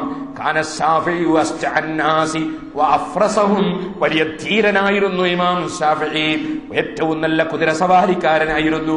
ബഹുമാനപ്പെട്ടവർ ഒരു സ്വന്തം കാത് ഒരു കൈ കൊണ്ട് പിടിച്ച് മറ്റേ കൈ കൊണ്ട് കുതിരയുടെ കാതും പിടിച്ചിട്ട് കുതിരയുടെ പുറത്ത് കുതിര എത്ര സ്പീഡിൽ ഓടിയാലും മഹാനവറുകൾക്കൊരു പ്രശ്നവുമില്ലാതെ കുതിരപ്പുറത്ത് സവാരി ചെയ്തിരുന്നുവെന്ന് ചരിത്രത്തിൽ കാണാൻ സാധിക്കും. അങ്ങനെ എല്ലാ രംഗത്തും ഇമാം ശാഫിഈ റളിയല്ലാഹു അൻഹു വളരെ നന്നായി തിളങ്ങി. ആ ഇമാം ശാഫിഈ റളിയല്ലാഹു അൻഹുവിന്റെ ശാരീരിക പ്രകൃതിയെ സംബന്ധിച്ച് ശിഷ്യനായ ഇമാം മുസനി റളിയല്ലാഹു അൻഹു പറഞ്ഞു, ഞാൻ എന്റെ ജീവിതത്തിൽ ഇമാം ശാഫിഈ റളിയല്ലാഹു അൻഹുവിന്റെ മുഖം പോലെ ഭംഗിയുള്ള ഒരു മുഖം കണ്ടിട്ടില്ല. ഒത്ത പൊക്കമുള്ള ആള്, നല്ല സൗണ്ട്, വളരെ ഭംഗിയുള്ള സൗണ്ടുള്ള ആള്, നല്ല ഭംഗിയുള്ള ആള്. അങ്ങനെ ശാരീരികമായും ബഹുമാനപ്പെട്ട ഇമാം ശാഫിഈ റളിയല്ലാഹു അൻഹു വല്ലാത്ത അനുഗ്രഹം ലഭിച്ചിട്ടുള്ളവരാണ്. ആ ശാഫിഈ ഇമാം റളിയല്ലാഹു അൻഹുവിന്റെ മുഴുവൻ പ്രവർത്തനങ്ങൾക്കും എന്താണ് നിദാനം? നിദാനം ഈമാനാണ്, അല്ലാഹുവിലുള്ള ഉറപ്പാണ്. അതുകൊണ്ട് തന്നെ മഹാനവറുകൾക്കൊരു മോതിരമുണ്ട്. അസ്റഫുൽ ഖൽഖ് സല്ലല്ലാഹു അലൈഹി വസല്ലമ തങ്ങൾക്ക് വെള്ളിയുടെ ഒരു മോതിരം ചെറുവിരലിന് അല്ലാഹുവിന്റെ റസൂൽ ധരിച്ചിരുന്നു. ഇന്നും ചെറുവിരലിന് വെള്ളിയുടെ ഒരു മോതിരം ധരിക്കൽ നമുക്ക് സുന്നത്താണ്. ചില ആളുകൾ കുറെ മോതിരം ധരിച്ച് ഔലിയാവെന്ന് വിചാരിക്കുന്നവരുണ്ട്. അങ്ങനെ കുറെ മോതിരം ധരിച്ചുകൊണ്ട് ആരും ഔലിയാവൊന്നുമില്ല.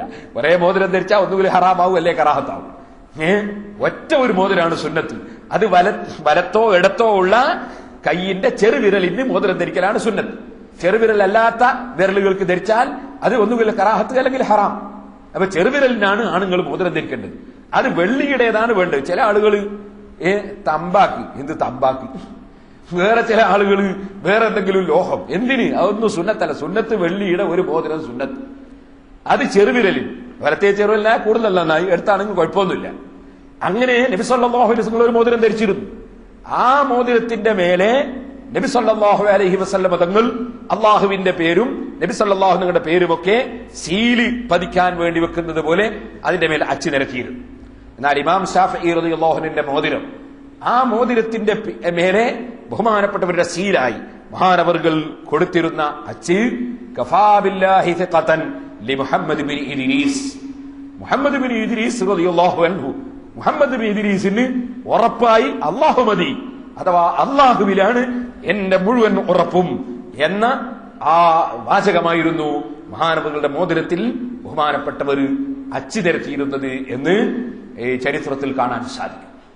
ആ ഇമാം ശാഫിഈ റളിയല്ലാഹു അൻഹു 15ാമത്തെ വയസ്സായപ്പോൾ മക്കയിലുള്ള മഹാപണ്ഡിതന്മാർ മഹാനവറുകളെ ഏത് വിഷയം ചോദിച്ചാലും മറുപടി പറയാനുള്ള മുഫ്തിയായി തീരുമാനിച്ചു. 15ാമത്തെ വയസ്സിൽ നമ്മൾ ദർശിച്ചേരാൻ പോന്നേണ്ടാവും. സുബ്ഹാനല്ലാഹ്, 15ാമത്തെ വയസ്സിൽ മുഫ്തിയായി ഇമാം ശാഫിഈ റളിയല്ലാഹു അൻഹുവിനെ മക്കയിലുള്ള അന്ന് ആ കാലഘട്ടത്തിലുള്ള മഹാപണ്ഡിതന്മാർ നിശ്ചയിച്ചു. കുറച്ച് മുന്നോട്ടിരുന്ന മക്കളെ, ബഹുമാനപ്പെട്ടവർ 15ാമത്തെ വയസ്സിൽ തന്നെ മുഫ്തിയായി. 17ാമത്തെ വയസ്സ് ആകുമ്പോഴേക്ക് മഹാനവറുകൾ മക്കയിലുള്ള പണ്ഡിതന്മാരിൽ നിന്നും മറ്റുമുള്ള സർവ്വ ഇൽമുകളും ഗ്രഹിച്ചതിന് ശേഷം മദീനയിലേക്ക് നബി സല്ലല്ലാഹു അലൈഹി വസല്ലം തങ്ങൾ കിടക്കുന്ന നാട്ടിലേക്ക് പോകാൻ ആഗ്രഹം പ്രകടിപ്പിച്ചു. മദീനയിലേക്ക് പോവുകയാണ്. ആ പോകുന്ന സമയത്ത് മദീനയിലെ ഏറ്റവും വലിയ മുദരിസായ ഇമാം മാലിക് റളിയല്ലാഹു അൻഹുവിന്റെ ദർസിൽ ഒന്ന് ചേർത്ത് കിട്ടണം. മദീന എന്ന് പറഞ്ഞാൽ നമുക്കറിയാമല്ലോ, അഷ്റഫുൽ ഖൽഖ് സല്ലല്ലാഹു അലൈഹി വസല്ലം നിങ്ങൾ വഫാത്താകുന്ന സമയത്ത് 12,000-ഓളം സഹാബികൾ അവിടെ ഉണ്ട്. നബി സല്ലല്ലാഹു അലൈഹി വസല്ലം തങ്ങളുടെ ശിഷ്യന്മാർ മദീനയിൽ 12,000-ഓളം സഹാബികൾ അവിടെ ഉണ്ട്. അത്രയും സഹാബികൾ അപ്പോഴുള്ളവർ അതാ അവരുടെ കാലഘട്ടത്തിൽ അവരുടെ ശിഷ്യന്മാർക്ക് അവർ പഠിപ്പിച്ചു കൊടുത്ത ഇൽമു എത്രയാണെന്ന് പറയാൻ പറ്റുമോ? ആ സഹാബികൾ മുഖേന മദീന നിവാസികൾക്ക് ലഭിച്ച ഇൽമു എനിക്ക് ലഭിക്കണം എന്ന നിലക്ക് മഹാനായ ഇമാം ശാഫിഈ റളിയല്ലാഹു അൻഹു മക്കയിൽ നിന്ന് മദീനയിലേക്ക് അതാ വീണ്ടും യാത്ര ചെയ്യുകയാണ്. പോകുന്ന സമയത്ത് മക്കയിലെ ഭരണാധികാരിയിൽ നിന്നൊരു എഴുത്ത് വാങ്ങി. ആ ഒരെഴുത്ത് മദീനയിലെ ഭരണാധികാരിക്കാണ്. അതിന്റെ പുറമെ മാലിക് റളിയല്ലാഹു അൻഹു വേറെ ഒരു എഴുത്തും വാങ്ങി. ബഹുമാനപ്പെട്ടവര് പോയി, ചുരുക്കി പറയട്ടെ, മദീനയിൽ ചെന്ന് മദീനയിലെ ഭരണാധികാരിയെ സമീപിച്ച് എഴുത്തു കൊടുത്തു. എഴുത്തു തുറന്ന് വായിച്ചു നോക്കുമ്പോ ഇമാം മാലിക് റളിയല്ലാഹു അൻഹുവിന്റെ ദർസിൽ ശാഫി ഇമാം റളിയല്ലാഹു അൻഹു എന്ന ഈ ചെറിയ കുട്ടിയെ ചേർത്ത് കൊടുക്കണം എന്നാണ് ആ എഴുത്തിലുള്ളത്. ആ എഴുത്ത്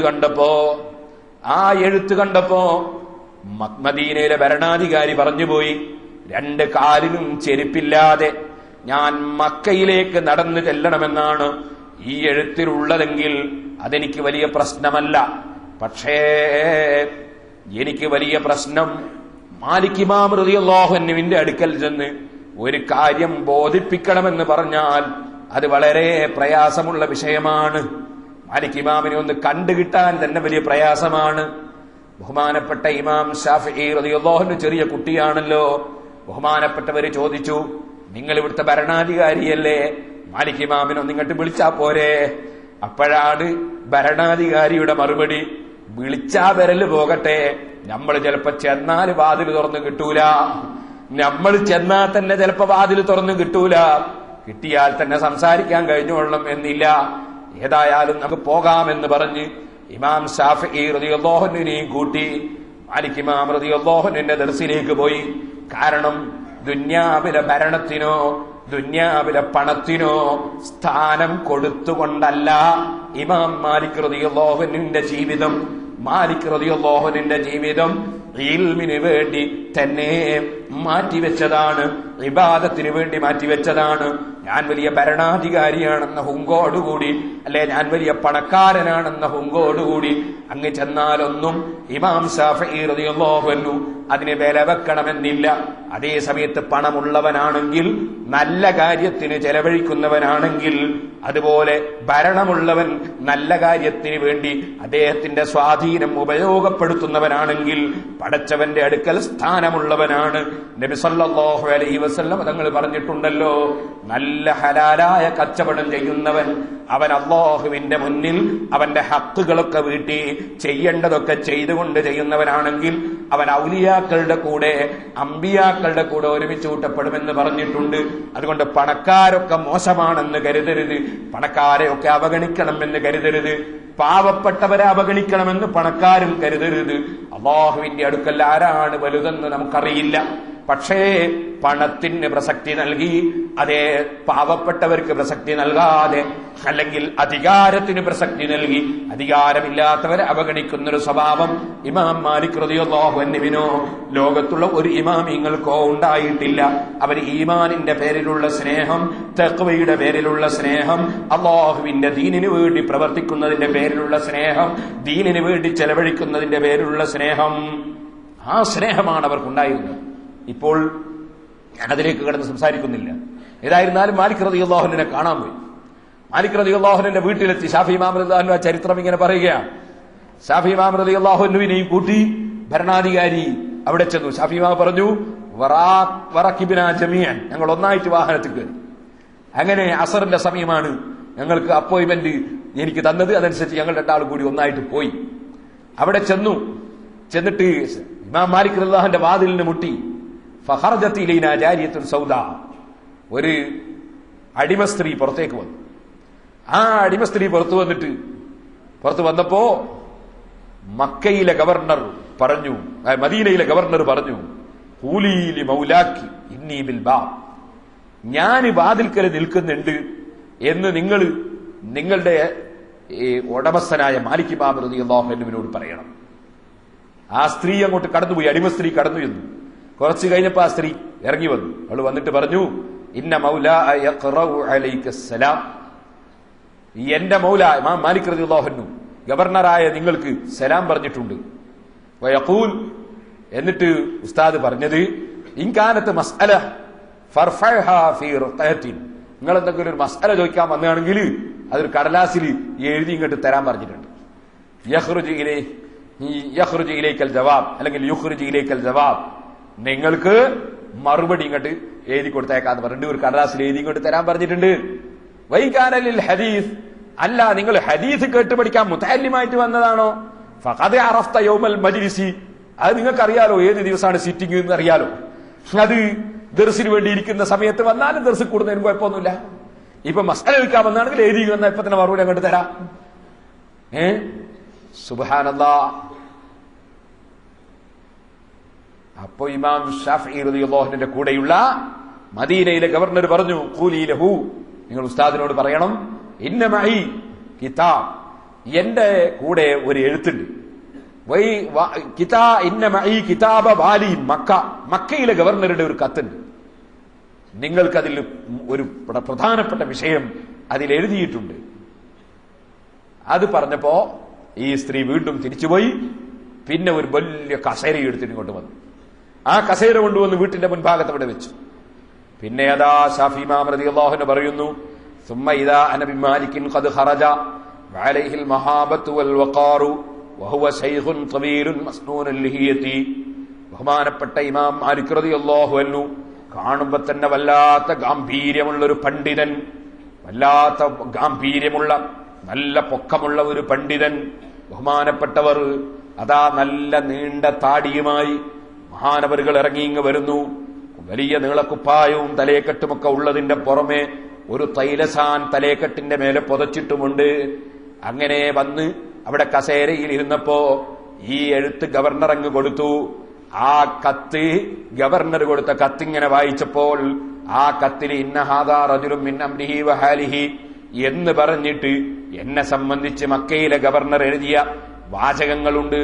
ആ വാചകങ്ങൾ ഇങ്ങനെ വായിച്ചു കൊണ്ടിരിക്കുമ്പോ ആ കത്ത് ആ കത്ത് അവിടെ വെച്ചുകൊണ്ട് ബഹുമാനപ്പെട്ടവർ പറഞ്ഞു, സുബ്ഹാനല്ലാഹ്, അവസാറ ഇൽമു റസൂലില്ലാഹി സ്വല്ലല്ലാഹു അലൈഹി വസല്ലം യൂഖദു ബിർറസാഇൽ. സുബ്ഹാനല്ലാഹ്, റസൂലുള്ളാഹി സ്വല്ലല്ലാഹു അലൈഹി വസല്ലം തങ്ങളുടെ ഇൽമ് അതിങ്ങനെ കത്ത് കൊടുത്തയച്ചിട്ടും റെക്കമെൻഡ് ചെയ്തിട്ടുമൊക്കെ തേടുന്ന കാലം വന്നോ? ഇത്രയും ആലിമീങ്ങൾ കുറഞ്ഞു പോയോ? എന്താണ് ഈ കാണുന്നത്? റെക്കമെൻഡ് ചെയ്തിട്ടാണോ ഇൽമു പഠിക്കുന്ന കാലം വന്നുപോയോ എന്ന് ബഹുമാനപ്പെട്ടവർ ചോദിക്കുകയാണ്. അതിനുശേഷം ഇമാം ഷാഫിഈ റളിയല്ലാഹു അൻഹു പറഞ്ഞു, ഞാനിങ്ങനെ ഗവർണറെ നോക്കുമ്പോ എന്തൊരു ബഹുമാനമാണ് മദീനത്തെ ഗവർണർക്ക് ഇമാം ഷാഫിഈ റളിയല്ലാഹു അൻഹുവിനോടുള്ളത്. ഗവർണർക്കൊന്നും പറയാൻ ധൈര്യമില്ല, മാലിക് റളിയല്ലാഹു അൻഹുവിനോടൊന്നും പറയാൻ ധൈര്യമില്ല. അപ്പൊ ഞാൻ എന്ത് ചെയ്തു? ഫതഖദ്ദംതു ഇലൈഹി, ഞാൻ വേഗം, ഞാൻ കുട്ടിയാണല്ലോ, ഞാന് മാലിക് ഇമാമിന്റെ അടുക്കൽ നേരെ അങ്ങ് കയറി ചെന്നു. ഞാൻ എന്നിട്ട് പറഞ്ഞു, അസ്ലഹക്കല്ലാഹ് ഇന്നി റജുലുൻ മുത്തലിബിയുൻ, ഇന്നി റജുലുൻ മുത്തലിബിയുൻ, ഞാൻ ഖുറൈശി തറവാട്ടിൽപ്പെട്ട മുത്തലിബിയാണ്, നബി സല്ലല്ലാഹു അലൈഹി വസല്ലമയുടെ തറവാട്ടിൽപ്പെട്ട തങ്ങന്മാരുടെ കൂട്ടത്തിൽപ്പെട്ട ഒരാളാ. വമിൻ ഹാലി വഖിസ്സത്തി, എന്റെ ചരിത്രവും സംഭവം എങ്ങനെയാണെന്ന് പറഞ്ഞു ഞാൻ ജോറായിട്ട് സംസാരിച്ചു. ഫലമ്മാ അൻ സമിയ കലാമി നളറ ഇലയ്യ സാഅതൻ, എന്റെ സംസാരമൊക്കെ കേട്ടപ്പോ മാലിക് ഇമാം റളിയല്ലാഹു അൻഹു എന്നെ ഒന്ന് ശരിക്ക് തുറിച്ചു നോക്കി. ആ നോട്ടം വല്ലാത്ത നോട്ടമാണ്. ആ നോട്ടത്തിൽ എന്നോട് ചോദിച്ചു, മസ്ബുക്ക, നിന്റെ പേരെന്താ കുട്ടി? ഞാൻ പറഞ്ഞു മുഹമ്മദ്.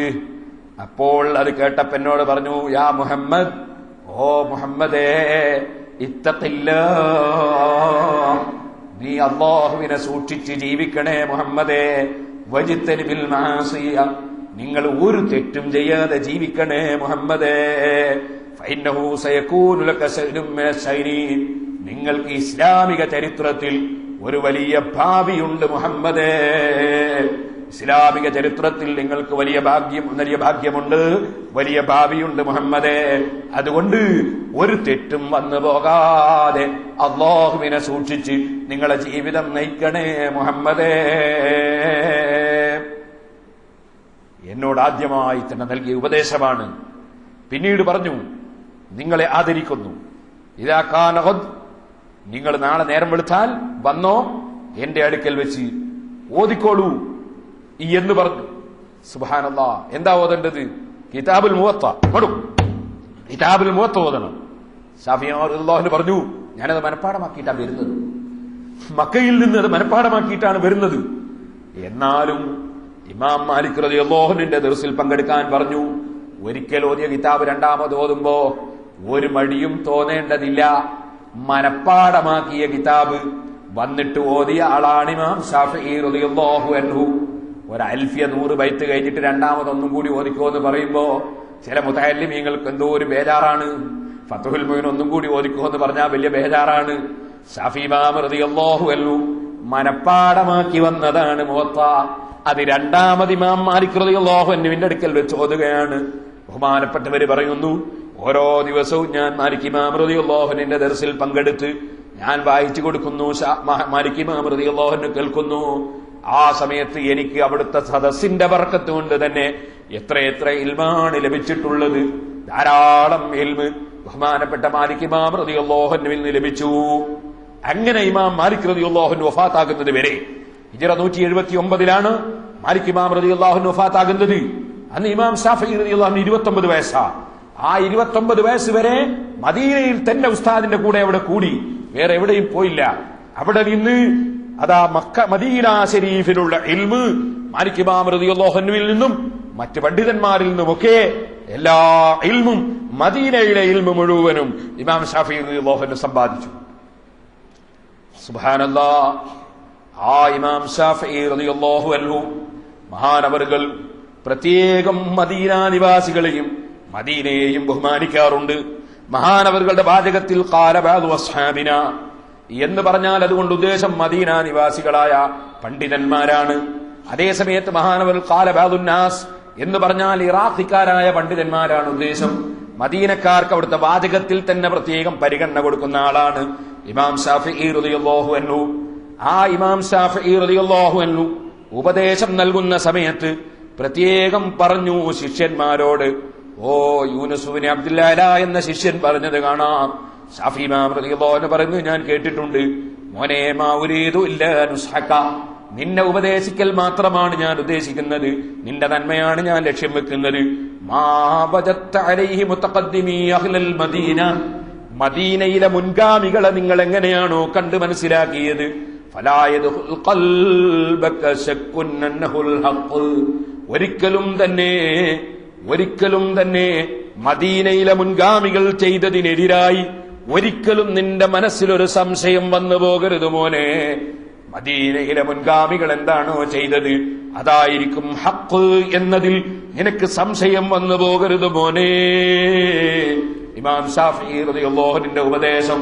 സഹോദരന്മാരെ, മുൻഗാമികളെ വിട്ടുകൊണ്ടൊരു ദീനില്ല. മുൻഗാമികൾ മനസ്സിലാക്കിയതുപോലെ ദീന് പിൻഗാമികൾക്ക് മനസ്സിലാക്കാൻ കഴിയില്ല. അതുകൊണ്ട് തന്നെ വകുല്ലു ഖൈരിൻ ഫിത്തിബാഇ മൻ സലഫ് വകുല്ലു ശർരിൻ ഫിബ്തിദാഇ മൻ ഖലഫ്. മുൻഗാമികളെ ഇൽമാണ് ഇൽമ്, മുൻഗാമികൾ പഠിപ്പിച്ചതാണ് ദീന്. പുതുതായിട്ട് ഏതെങ്കിലും കക്ഷികൾ വന്ന് പുതിയത് പറയുമ്പോ അതിന്റെ പിന്നാലെ ഹഖിന്റെ ആൾക്കാരൊരിക്കലും പോകാൻ നിവൃത്തിയില്ല. ഇരിക്കട്ടെ, അത് തന്നെയല്ലേ കാന അസഹ ഇൽമ മൻ തഖദ്ദമ. അൽഫീൽ ബിൻ മാലിക് റളിയല്ലാഹു അൻഹു പഠിപ്പിച്ചതല്ലേ മുൻഗാമികളുടെ ഇൽമിന്റെ മഹത്വം എത്രയാണ്, മുൻഗാമികളായ ആളുകളുടെ ബഹുമാനം എത്രയാണ്. ആ മുൻഗാമികളെ വിട്ടുകൊണ്ട് ഒരിക്കലും ഹക്കുണ്ടാകുമെന്ന് നീ കരുതരുതെന്ന് ഇമാം ശാഫിഈ റളിയല്ലാഹു അൻഹു പ്രത്യേകം ഉപദേശം നൽകുകയാണ്. ആ ഇമാം ശാഫിഈ റളിയല്ലാഹു അൻഹു സാമ്പത്തികമായി വളരെ പ്രയാസമുള്ള ആളാണെന്ന് ഞാൻ നേരത്തെ പറഞ്ഞില്ലേ. ബഹുമാനപ്പെട്ടവർക്ക് ജീവിക്കാൻ തന്നെ ബുദ്ധിമുട്ടായിപ്പോയി. മാലിക് റളിയല്ലാഹു അൻഹു വഫാത്താകുന്നത് വരെ മദീനയിൽ കൂടിയ ഇമാം ശാഫിഈ റളിയല്ലാഹു അൻഹു പിന്നീട് ഒരു ജോലി ആവശ്യാർത്ഥം യമനിലേക്ക് പോകുന്നൊരു സാഹചര്യമുണ്ടായി. ജീവിതത്തിന് വകുപ്പില്ലാത്ത കാരണം കൊണ്ട് യമനിലെ ഗവർണർ വിളിച്ചതനുസരിച്ച് ബഹുമാനപ്പെട്ടവർ അവിടെ ജോലിക്ക് പോയി. അവിടെ പോയി ജോലി നോക്കുന്ന സമയത്ത് അവിടെ ദീനുൽ ഇസ്ലാമിന്റെ നിയമങ്ങൾ, അതിന്റെ കാര്യങ്ങൾക്ക് ഖളാ നടത്താൻ, വിധി കൽപ്പിക്കാൻ ജഡ്ജിയായോ മറ്റോ ഉള്ള ജോലിയാണ്. ആ ജോലി കിട്ടിയപ്പോ ചുരുങ്ങിയ സമയം ഇമാം ഷാഫിഈ റളിയല്ലാഹു അൻഹു യമനിൽ ഖാദിയായി നിന്നു. ആ ഖാദി എന്ന തസ്തികയിൽ ബഹുമാനപ്പെട്ടവർ നിന്നപ്പോ മഹാനവറുകളെ സംബന്ധിച്ച് ലോകമൊട്ടാകെ പ്രശസ്തമായി പോയി. ബഹുമാനപ്പെട്ടവരെ സംബന്ധിച്ച് ഗവർണർക്കും ഗവൺമെന്റിനും എല്ലാവർക്കും പറയാനുള്ളത്, ഇത്ര നന്നായി കാര്യം ഗ്രഹിച്ച് വിധിക്കുന്ന ഒരു ജഡ്ജി, ഇത്രയും നന്നായി പെരുമാറുന്ന ഒരു ഖാദി, ഇത്രയും ജനങ്ങളുടെ നന്മ ഉദ്ദേശിച്ചുകൊണ്ട് നീങ്ങുന്ന ഒരു ഖാദി എന്ന നിലയ്ക്ക് ഇമാം ഷാഫിഈ റളിയല്ലാഹു അൻഹുവിന് വലിയ ബഹുമാനം, എല്ലാവരുടെ അടുക്കലും അംഗീകാരം ലഭിച്ചു.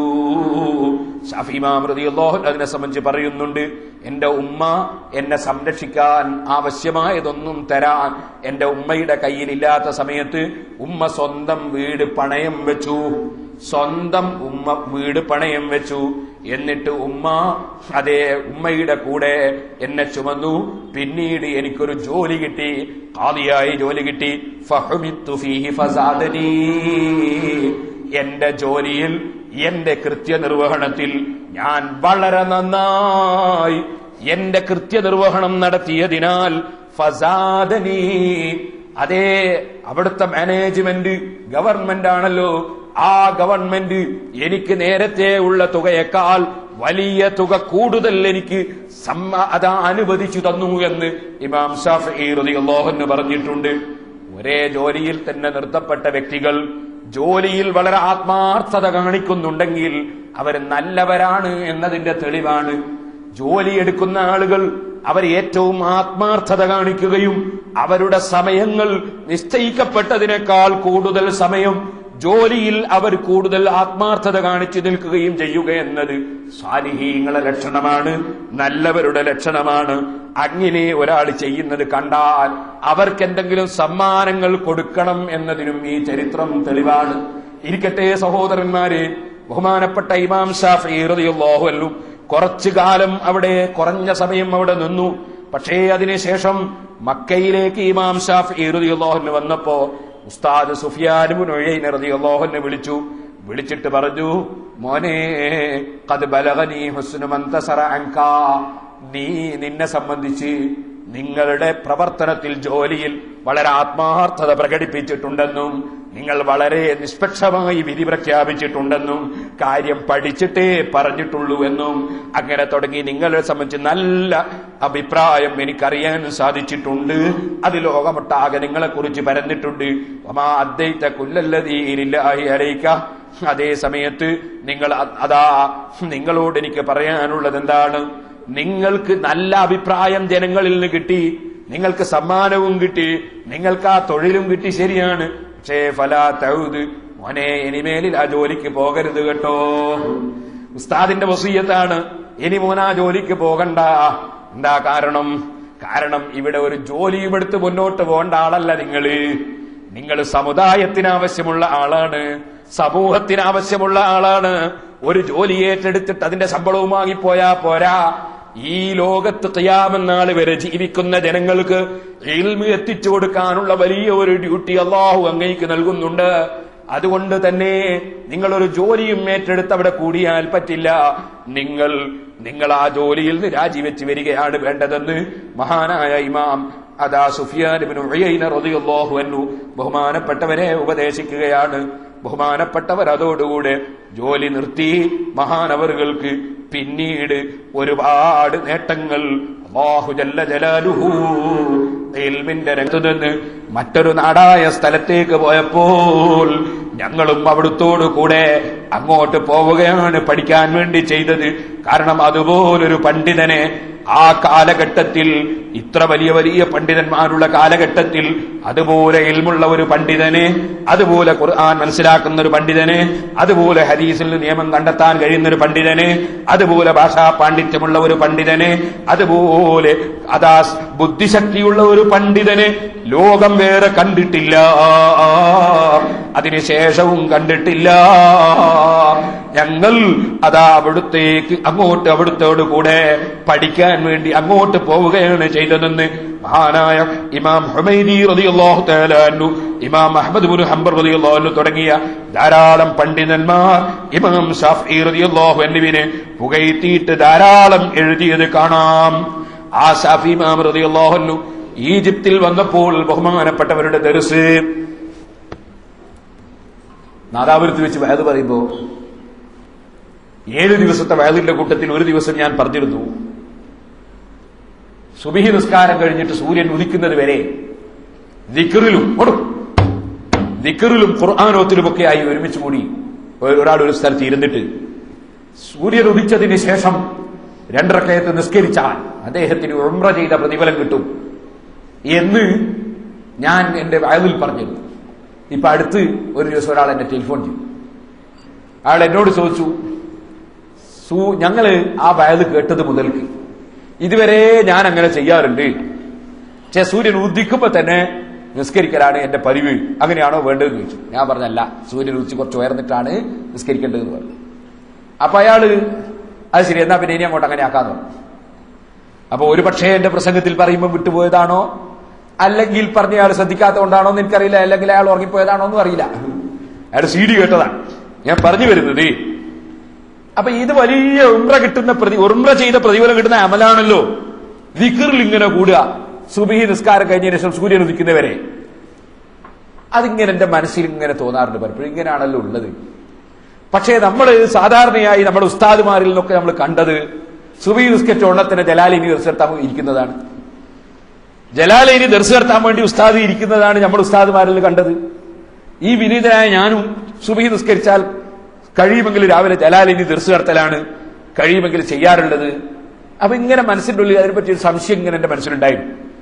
ശാഫി ഇമാം റളിയല്ലാഹു അൻഹുവിന്റെ ചരിത്രം വായിച്ചപ്പോൾ ഞാൻ കണ്ടു, കാന ശാഫിഈ യുസല്ലിൽ ഫജ്റ ഫിൽ മസ്ജിദി ثم ينصرف الى مجلسه فيه ويختلف اليه التلاميذ من كل صنف.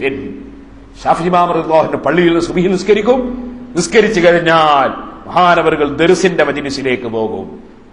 ശിഷ്യന്മാർ ഓരോരുത്തരായി ഓരോ വിഭാഗങ്ങൾ ഇങ്ങനെ വരും. ആദ്യം തന്നെ മഹാനവറുടെ മുന്നിൽ വരുന്നത് യബ്ദഉഹു അഹ്ലുൽ ഖുർആൻ, ഖുർആനിന്റെ ദർസാണ് ആദ്യമായി ഇമാം ശാഫിഈ റളിയല്ലാഹു അൻഹു നടത്തുന്ന ദർസ്. ഇന്നും നമ്മുടെ പണ്ഡിതന്മാർ അതിരാവിലെ തഫ്സീർ ദർസ് നടത്തുന്നത് കാണാം, ഖുർആനിന്റെ ദർസ്.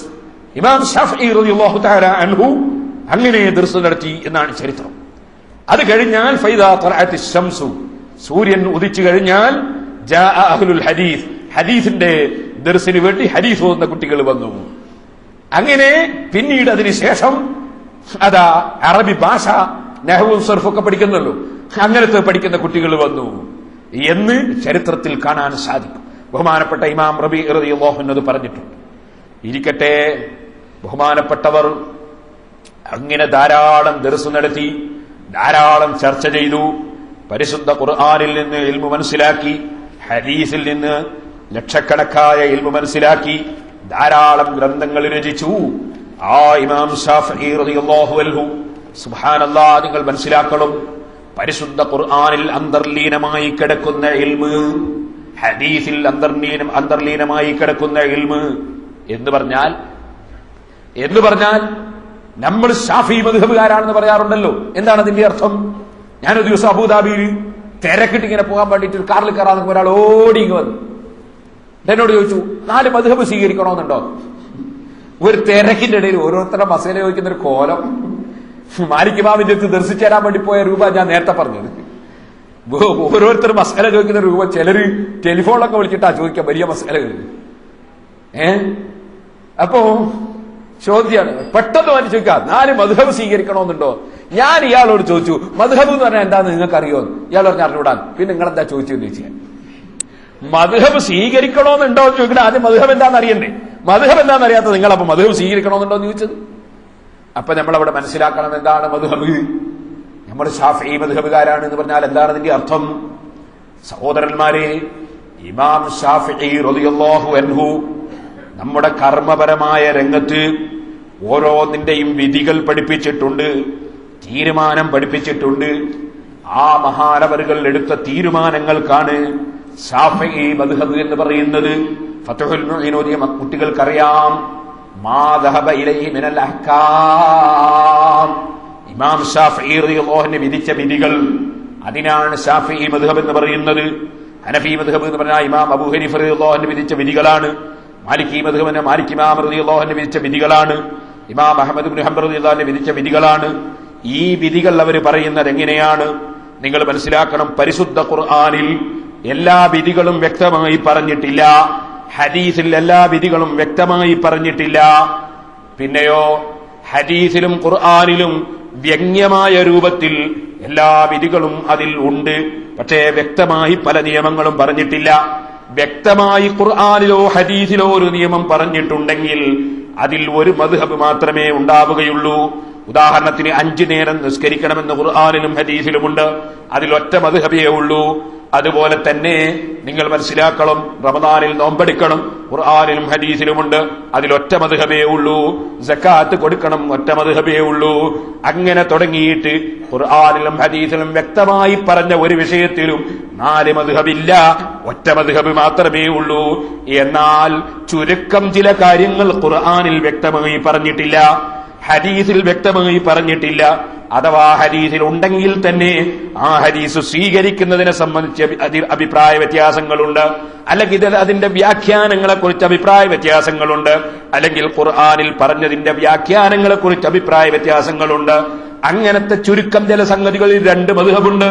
നിങ്ങൾ കണ്ടില്ലേ, പരിശുദ്ധ ഖുർആനിൽ അല്ലാഹു ജല്ല ജലാലുഹു പറഞ്ഞിട്ടുണ്ട്, അതേ തലാഖ് ചൊല്ലപ്പെട്ട സ്ത്രീകൾ വൽമുതല്ലഖാത്തു യതറബ്ബസ്ന ബിഅൻഫുസിഹിന്ന 3 ഖുറൂഅ്. തലാഖ് ചൊല്ലപ്പെട്ട സ്ത്രീകൾ 3 ഖർഉകൾ കാത്തിരിക്കണം. 3 ഖർഉ എന്ന് പറഞ്ഞാൽ എന്താണ്? അറബി ഭാഷയിൽ മെൻസസിന് ഖർഉ എന്ന് പറയും, 2 മെൻസസിനിടയിലുള്ള ശുദ്ധിക്കും ഖർഉ എന്ന് പറയും. അപ്പൊ ഇവിടെ പറഞ്ഞതിന്റെ, ഖുർആനിൽ പറഞ്ഞതിന്റെ ഉദ്ദേശം എന്താണ്? ബഹുമാനപ്പെട്ട സയ്യിദുനാ അബൂബക്കർ സിദ്ദീഖ് റളിയല്ലാഹു അൻഹു പറഞ്ഞു, അതുകൊണ്ട് ഉദ്ദേശം മെൻസസ് ആണ്. സിദ്ദീഖ് റളിയല്ലാഹു അൻഹുവിന്റെ മകളാണ് ബീവി ആയിഷ റളിയല്ലാഹു അൻഹാ. മഹദി പറഞ്ഞു ഇവിടെ ഖർഉ കൊണ്ട് ഉദ്ദേശം മെൻസസ് അല്ല, ബാപ്പ പറഞ്ഞതുപോലെയല്ല, മെൻസസിനിടയിലുള്ള ശുദ്ധിയാണ്. ഇവിടെ നിങ്ങൾ മനസ്സിലാക്കണം, അബൂബക്കർ റളിയല്ലാഹു അൻഹു റസൂലുള്ളാഹിന്റെ പ്രിയപ്പെട്ട അനുയായിയാണ്. ആയിഷ ബീവി റളിയല്ലാഹു അൻഹയും അങ്ങനെ തന്നെയാണ്. സിദ്ദീഖ് റളിയല്ലാഹു അൻഹു സ്വർഗ്ഗത്തിലെ നേതാവാണ്, ആയിഷ ബീവിയും സ്വർഗ്ഗത്തിലെ നേതാവാണ്. പക്ഷെ ഈ ആയത്തിന്റെ വ്യാഖ്യാനത്തിൽ ഇബ്ഹാനായ സിദ്ദീഖ് റളിയല്ലാഹു അൻഹുവിന്റെ മദ്ഹബല്ല ആയിഷ ബീവിയുടെ മദ്ഹബ്. ആയിഷ ബീവിയുടെ മദ്ഹബ് അനുസരിച്ച് ഒരു പെണ്ണ് തലാഖ് ചൊല്ലപ്പെട്ടാൽ 3 ശുദ്ധി കഴിഞ്ഞിട്ടേ അവളെ മറ്റൊരു ഭർത്താവ് വിവാഹം കഴിക്കാവൂ എന്നാണ്. ബഹുമാനപ്പെട്ട സിദ്ദീഖ് റളിയല്ലാഹു അൻഹുവിന്റെ വീക്ഷണമനുസരിച്ച് 3 മെൻസസ് കഴിഞ്ഞിട്ടേ പറ്റൂ എന്നാണ്, ശുദ്ധിയല്ല. ഇവിടെ നിങ്ങൾ കണ്ടോ, ബഹുമാനപ്പെട്ട ഇമാം ശാഫിഈ റളിയല്ലാഹു അൻഹു ബഹുമാനപ്പെട്ട ആയിഷ ബീവി റളിയല്ലാഹു അൻഹ പറഞ്ഞ അഭിപ്രായമാണ് രേഖപ്പെടുത്തുന്നത്. അതേസമയത്ത് ഇമാം അബൂ ഹനീഫ റളിയല്ലാഹു അൻഹു സിദ്ദീഖ് റളിയല്ലാഹു അൻഹു പറഞ്ഞ അഭിപ്രായമാണ് രേഖപ്പെടുത്തുന്നത്. 4 മദ്ഹബും ഹഖാണ്, 4 മദ്ഹബും സഹാബത്തിന്റെ വ്യാഖ്യാനത്തിൽ നിന്ന് വന്നതാണ്, ഖുർആനിൽ നിന്നും ഹദീസിൽ നിന്നും കിട്ടിയതാണ്. 4 മദ്ഹബും സത്യമാണ്, അതെല്ലാം ഖുർആനിലും ഹദീസിലും ഉള്ളത് തന്നെയാണ്. ഇപ്പൊ 2 മദ്ഹബ് വന്ന് കണ്ടോ ഇവിടെ. ഇതുപോലെ വളരെ ചുരുങ്ങിയ ചില വിഷയങ്ങളിൽ 3 മദ്ഹബുണ്ട്, വളരെ വളരെ ചുരുങ്ങിയ ചില വിഷയങ്ങളിൽ 4 മദ്ഹബുണ്ട്. അത് മദ്ഹബിനെ സംബന്ധിച്ച് തന്നെ ഞാൻ പ്രസംഗിച്ച CD ഉണ്ട്, അതിൽ വെച്ചത് പഠിക്കാം. ഇപ്പോൾ ഞാൻ അതിലേക്ക് കടക്കുന്നില്ല, ഒരു ചെറിയ ഉദാഹരണം പറഞ്ഞതാ. അപ്പൊ ഖുർആനിലും ഹദീസിലും വ്യക്തമായി പറഞ്ഞ വിഷയമല്ല മദ്ഹബായിട്ട് ഇവിടെ പഠിപ്പിക്കുന്നത്. വ്യക്തമായി പറഞ്ഞ കാര്യത്തിൽ അഭിപ്രായ വ്യത്യാസമില്ല, വ്യക്തമായി പറഞ്ഞതിൽ ഒറ്റ മദ്ഹബേ ഉള്ളൂ. 4 മദ്ഹബിന്റെ ഇമാമിങ്ങൾ 4 മദ്ഹബ് എന്ന് പറയുന്നത് വ്യക്തമായി പറഞ്ഞിട്ടില്ല. ഖുർആനിൽ മനസ്സിലാക്കാൻ സാധിക്കും, അത് 2 നിലക്ക് മനസ്സിലാക്കാൻ സാധിക്കുന്നതുണ്ട്, 3 നിലക്ക് മനസ്സിലാക്കാൻ സാധിക്കുന്നുണ്ട്, 4 നിലക്ക് മനസ്സിലാക്കാൻ സാധിക്കുന്ന ചുരുക്കം ചില സംഗതികളുണ്ട്. അതാണ് 4 മദ്ഹബ് എന്ന് പറയുന്നത്. അപ്പൊ എല്ലാ വിഷയത്തിലും 4 മദ്ഹബല്ല, ഖുർആനും ഹദീസുമാണ് അവരുടെ നിദാനം. അതോടുകൂടെ സ്വഹാബത്തിന്റെയും മുൻകാമികളുടെയും ഏകോപിതമായ അഭിപ്രായമാണ് അവരുടെ നിദാനം. ചില സംഗതികള് ഖുർആനിലും ഹദീസിലും വ്യക്തമായി പറഞ്ഞില്ലെങ്കിലും പറഞ്ഞതിൽ നിന്ന് മനസ്സിലാക്കേണ്ട ചില സംഗതികൾ. ഒറ്റ ഉദാഹരണം, അതും സാധാരണക്കാർക്ക് വേണ്ടി ഞാൻ പറയും. നബി സല്ലല്ലാഹു അലൈഹി വസല്ലം നിങ്ങൾ പറഞ്ഞു, നിങ്ങളിൽ ഒരാൾ ഉറങ്ങിയാൽ wudu എടുക്കണം. ഉറങ്ങിയാൽ wudu എടുക്കണം. മന്നാമ ഫല്യതവൽ, ഉറങ്ങിയവൻ wudu എടുക്കട്ടെ. എന്നിട്ട് അവിടുന്ന് പറഞ്ഞു, അവിടുന്ന് വിശദീകരിച്ചു. കാരണം കണ്ണ് അത് മനുഷ്യന്റെ മലദ്വാരത്തെ ബന്ദ് ചെയ്യുന്ന അതിന്റെ ചരട എന്ന് പറഞ്ഞാൽ ഉറങ്ങിപ്പോയാൽ പിന്നെ മലദ്വാരത്തിലൂടെ കാറ്റ് പോയോ ഇല്ലേന്ന് നമുക്കറിയൂല. അതുകൊണ്ട് ഉറങ്ങിയവൻ wudu എടുക്കണം. ഇത് ഹദീസിൽ നബി സല്ലല്ലാഹു അലൈഹി വസല്ലം പഠിപ്പിച്ചൊരു വിഷയമാണ്. അപ്പൊ പിന്നെ അവിടെ ഹദീസ് നോക്കിയാൽ ഉറങ്ങിയവൻ wudu എടുക്കുന്ന ഹദീസിലുണ്ട്. എന്നാ ഒരാൾ ബോധം കെട്ട് വീണാലോ? ഉറങ്ങിയിട്ടില്ല, ബോധം കെട്ടതാ, അയാളെ wudu മുറിയോ ഇല്ലേ? ഖുർആൻ അതിനെ സംബന്ധിച്ചൊന്നും പറഞ്ഞിട്ടില്ല, വ്യക്തമായി പറഞ്ഞിട്ടില്ല. ഹദീസിൽ വ്യക്തമായി പറഞ്ഞിട്ടുണ്ടോ ബോധം കെട്ടവൻ wudu എടുക്കണോ ഇല്ലേ എന്ന് പറഞ്ഞിട്ടുണ്ടോ? പറഞ്ഞിട്ടില്ല. അവിടെയാണ് ഇമാം ഷാഫിഈ റളിയല്ലാഹു അൻഹു രംഗത്ത് വരുന്നത്.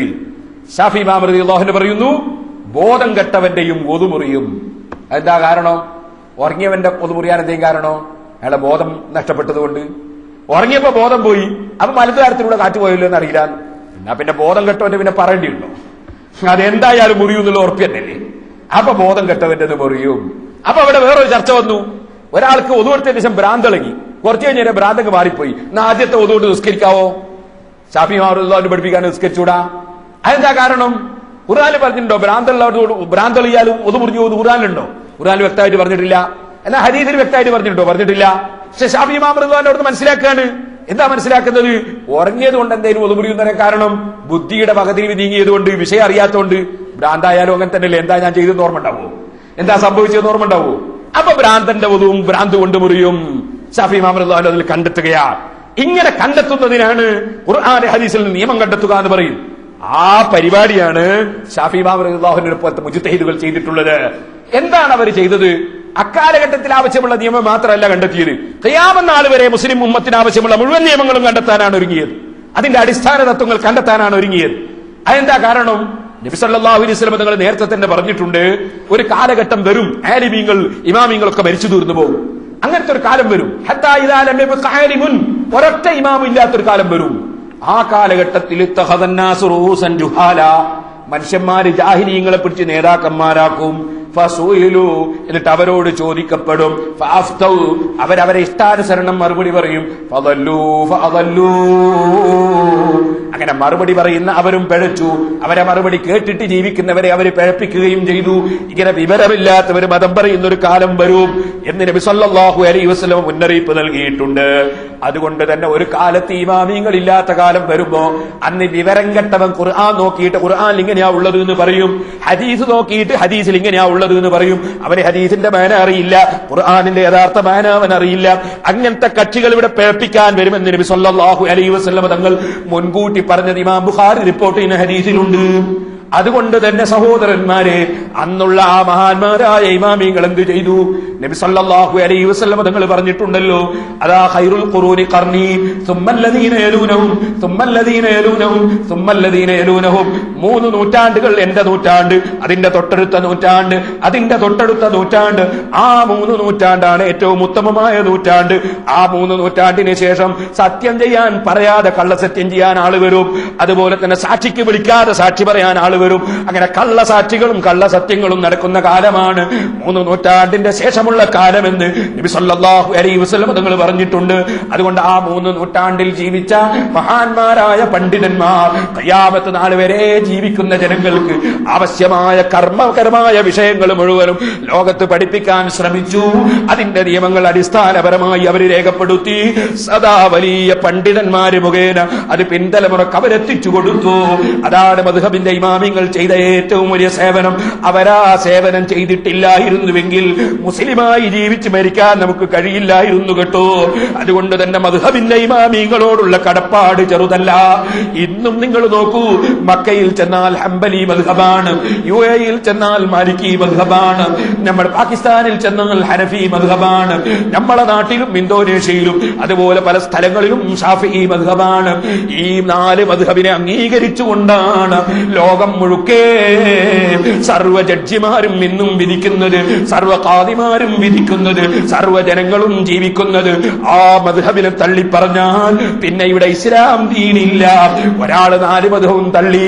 അപ്പോൾ ഒരു ചങ്ങാതി നോക്കിയപ്പോ തറാവീന്റെ റക്കഅത്ത് 8, അപ്പൊ മക്കയിലും മദീനയിലുള്ള തറാവിയൊക്കെ നരകത്തിലേക്ക്. വേറൊരു ചങ്ങാതി എന്ത് ചെയ്തു? ഖുർആൻ നോക്കി മദ്ഹബ് തള്ളി. അയാൾ നോക്കിയിട്ട് പറഞ്ഞു അസർക്കാരൻ 2 റക്അത്ത്. അയാളെ പിന്നെ കാണാതെയായി പോയത്. 2 റക്അത്തും കണ്ടില്ല, പിന്നെ അയാളെയും കണ്ടില്ല.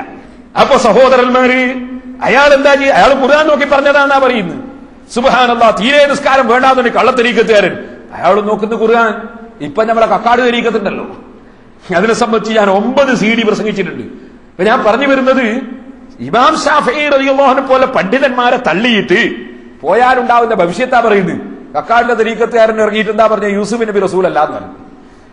അതിനെ സംബന്ധിച്ച് ഞാൻ വിശദമായി പറഞ്ഞിട്ടുണ്ട്. കക്കാട് എന്നെ പറഞ്ഞു ദേഷ്യം പിടിച്ചിട്ട് തലാഖ് ചൊല്ലിയാല്, അത് ദേഷ്യം പിടിച്ചിട്ട് തലാഖ് ചൊല്ലിയാല് പണ്ഡിതന്മാരടുത്തൊന്നും പോയാല് ഒന്നായിട്ട് ജീവിക്കാനുള്ള ഫത്വ കിട്ടൂല. പണ്ഡിതന്മാർ വല്ലാതെ ശുഷ്ക് കാണിക്കുകയാണ്. ശരിക്കും പണ്ഡിതന്മാർക്ക് പിരിവെടുക്കാൻ പോകുന്നതാണ്, വേണ്ട പോലെ മതം പറയുന്നില്ല.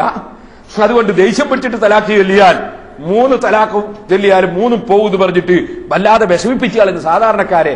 അതുകൊണ്ട് എന്താ വേണ്ടത്? ദേഷ്യം പിടിച്ചിട്ട് ഏതെങ്കിലും ഒരു സാധാരണക്കാരൻ തലാഖ് ചൊല്ലിയാൽ അതൊക്കെ ഒപ്പിച്ച് വിടുക വേണ്ടത്. കക്കാടിന്റെ വേള തെരീക്കത്ത് കൂടിയതിനു ശേഷമുള്ള വേല ഒപ്പിച്ച് വിടുക വേണ്ടത്.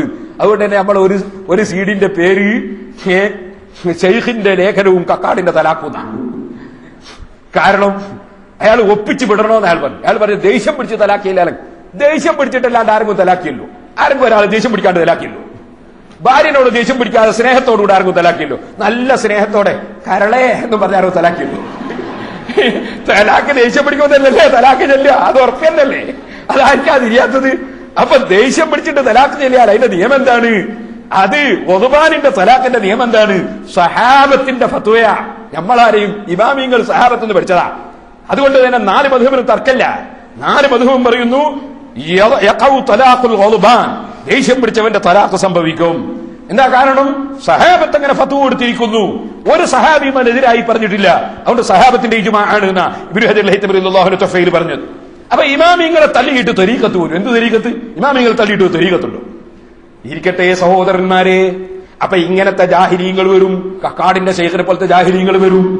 എന്നിട്ട് ഇങ്ങനെ ഫത്വ കൊടുക്കും, അങ്ങനെ ആളുകളെ പിഴപ്പിക്കും.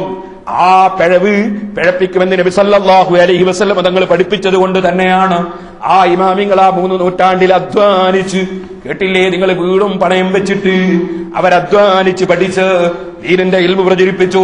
എന്താണ് അവരെ സൂക്ഷ്മത? കക്കാടിന്റെ തരീഖത്ത് കണ്ടാൽ നിങ്ങൾക്ക് കാണാം ഷെയ്ഖും അന്യപെണ്ണും ഒന്നായിട്ടിരുന്ന ഫോട്ടോ. സുബ്ഹാനല്ലാഹ്. അതുപോലത്തെ ഒരുപാട് സംഭവം. ഷാഫി ഇമാം റളിയല്ലാഹു അൻഹു മുമ്പിൽ ഒരു മസ്അല ചർച്ച വരുന്നു. എന്താ ചർച്ച? ഒരു പെൺകുട്ടിക്ക് 2 തലണ്ട്. 2 തലണ്ട പെൺകുട്ടിയെ പറ്റി വിധി പറയണം. 2 തലണ്ട്. ആ തലയിൽ ഒരു തല ഒരാൾ വെട്ടിയാൽ എന്താ നിയമം? നിയമം പറയണ്ടേ? 2 തലണ്ട്, 1 വെട്ടിയാൽ എന്താ നിയമം? 2 തലണ്ട്, ഒന്നു കൊടുക്കുമ്പോ 2 മുഖം കഴുകണോ? നിയമം പറയണ്ടേ? അത് ഖുർആൻ നോക്കിയാൽ കാണും. ഖുർആനിലുണ്ടോ 2 തലയുള്ള ആളെ നിയമം വ്യക്തമായിട്ട് പറഞ്ഞിട്ടുണ്ടോ?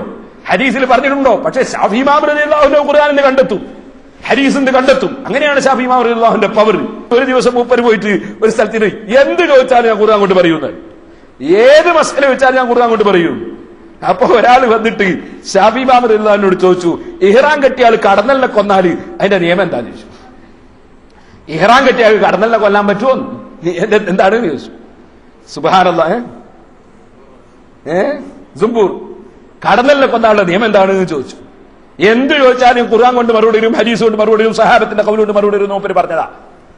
അപ്പോഴേ ഒരാൾ ചോദിച്ചതാ, കടന്നൽ ഇഹ്റാം കെട്ടിയാൽ കടന്നലിനെ കൊല്ലുന്ന നിയമം എന്താ? ഉടനെ ശാഫി ഇമാം ഓതി, വമാ അതാകുമുർ റസൂലു ഫഖുദൂഹു വമാ നഹാകും അൻഹു ഫന്തഹു. അല്ലാഹ് പറഞ്ഞിട്ടുണ്ട് റസൂൽ സല്ലല്ലാഹു അലൈഹി വസല്ലം തങ്ങൾ എന്താ കൊണ്ടുവന്ന് സ്വീകരിക്കണം, റസൂൽ എന്താ വിരോധിച്ച് ഒഴിവായിക്കൊള്ളണം. അത് പറഞ്ഞ ഉടനെ ഹദീസിന്റെ പരമ്പര, ഉസ്താദുമാരെ പരമ്പര ഉദ്ധരിച്ചിട്ട് പറയാണ്, ഹദ്ദസനാ സുഫിയാൻ ഇബ്നു ഉയൈന, എന്റെ മക്കയിലെ ഉസ്താദ് സുഫിയാൻ ഇബ്നു റളിയല്ലാഹു അൻഹു ഹദീസ് പറഞ്ഞു തന്നിട്ടുണ്ട്. മഹാനവറുകൾക്ക് ഹദീസ് പറഞ്ഞു കൊടുത്ത് താബിയായ അബ്ദുൽ മലിക് ഇബ്നു ഉമൈർ റബി എന്ന് പറയുന്ന ആളിൽ നിന്ന്, അതേ ഹുദൈഫ റളിയല്ലാഹു അൻഹുവിൽ നിന്ന്, അങ്ങനെ താബിഈങ്ങളുടെയും സഹാബത്തിന്റെയും പേരുദ്ധരിച്ചുകൊണ്ട് ഉസ്താദുമാരെ പരമ്പര, എന്റെ ഉസ്താദ് എന്ന് പറഞ്ഞ് ഇങ്ങനെ ഉസ്താദുമാരെ പരമ്പര. ഉസ്താദ് പറഞ്ഞു, ഉസ്താദിന്റെ ഉസ്താദ് അബ്ദുൽ മലിക് പറഞ്ഞു, അവരുടെ ഉസ്താദ് റബീ പറഞ്ഞു, അവരുടെ ജിബീ പറഞ്ഞു, അവരുടെ ഉസ്താദ് ഹുദൈഫ റളിയല്ലാഹു അൻഹു സഹാബി പറഞ്ഞു, റസൂൽ സല്ലല്ലാഹു അലൈഹി വസല്ലം തങ്ങൾ പറഞ്ഞിട്ടുണ്ട്, ഇഖ്തദൂ ബില്ലദീന മിൻ ബഅദി അബീബക്കർ വ ഉമർ. നബി സല്ലല്ലാഹു അലൈഹി വസല്ലം തങ്ങൾ പറഞ്ഞിട്ടുണ്ട്, എന്റെ ശേഷം അബൂബക്കറിനെയും ഉമറിനെയും നിങ്ങൾ പിന്തുടരണം. അത് ഒരു ഹദീസ്. ആ ഹദീസ് ഉദ്ധരിച്ച ഉടനെ തന്നെ പറയാണ്, മൂന്നാമതായി പറയാണ്, ഉമർ റളിയല്ലാഹു തആല അൻഹു തങ്ങൾ, അതേ ഉമർ ഇബ്നുൽ ഖത്താബ് റളിയല്ലാഹു തആല അൻഹു തങ്ങൾ അമറൽ മുഹരിമ ബിഖത്ലി സുംബൂർ, കടന്നലിനെ കൊല്ലാൻ വേണ്ടി ഇഹ്റാം കെട്ടിയവനോട് നിർദ്ദേശം നൽകിയതായി വന്നിട്ടുണ്ട്. ഉമർ ഇബ്നുൽ ഖത്താബിനെ തുടർന്ന് റസൂലുള്ളാഹി പറഞ്ഞിട്ടുണ്ട്. റസൂലുള്ളാഹി സ്വല്ലല്ലാഹു അലൈഹി വസല്ലം കൊണ്ടുവന്ന ആശയം അത് തുടരണമെന്ന് ഖുർആനിൽ അല്ലാഹ് പറഞ്ഞിട്ടുണ്ട്. വമാ അതാകുമുർ റസൂലു ഫഖുദൂഹു വമാ നഹാകും അൻഹു ഫന്തഹൂ. റസൂൽ സ്വല്ലല്ലാഹു അലൈഹി വസല്ലം തങ്ങൾ കൊണ്ടുവന്ന് നിങ്ങൾ സ്വീകരിക്കണം എന്ന് അതാ ഖുർആൻ പറഞ്ഞിട്ടുണ്ട്.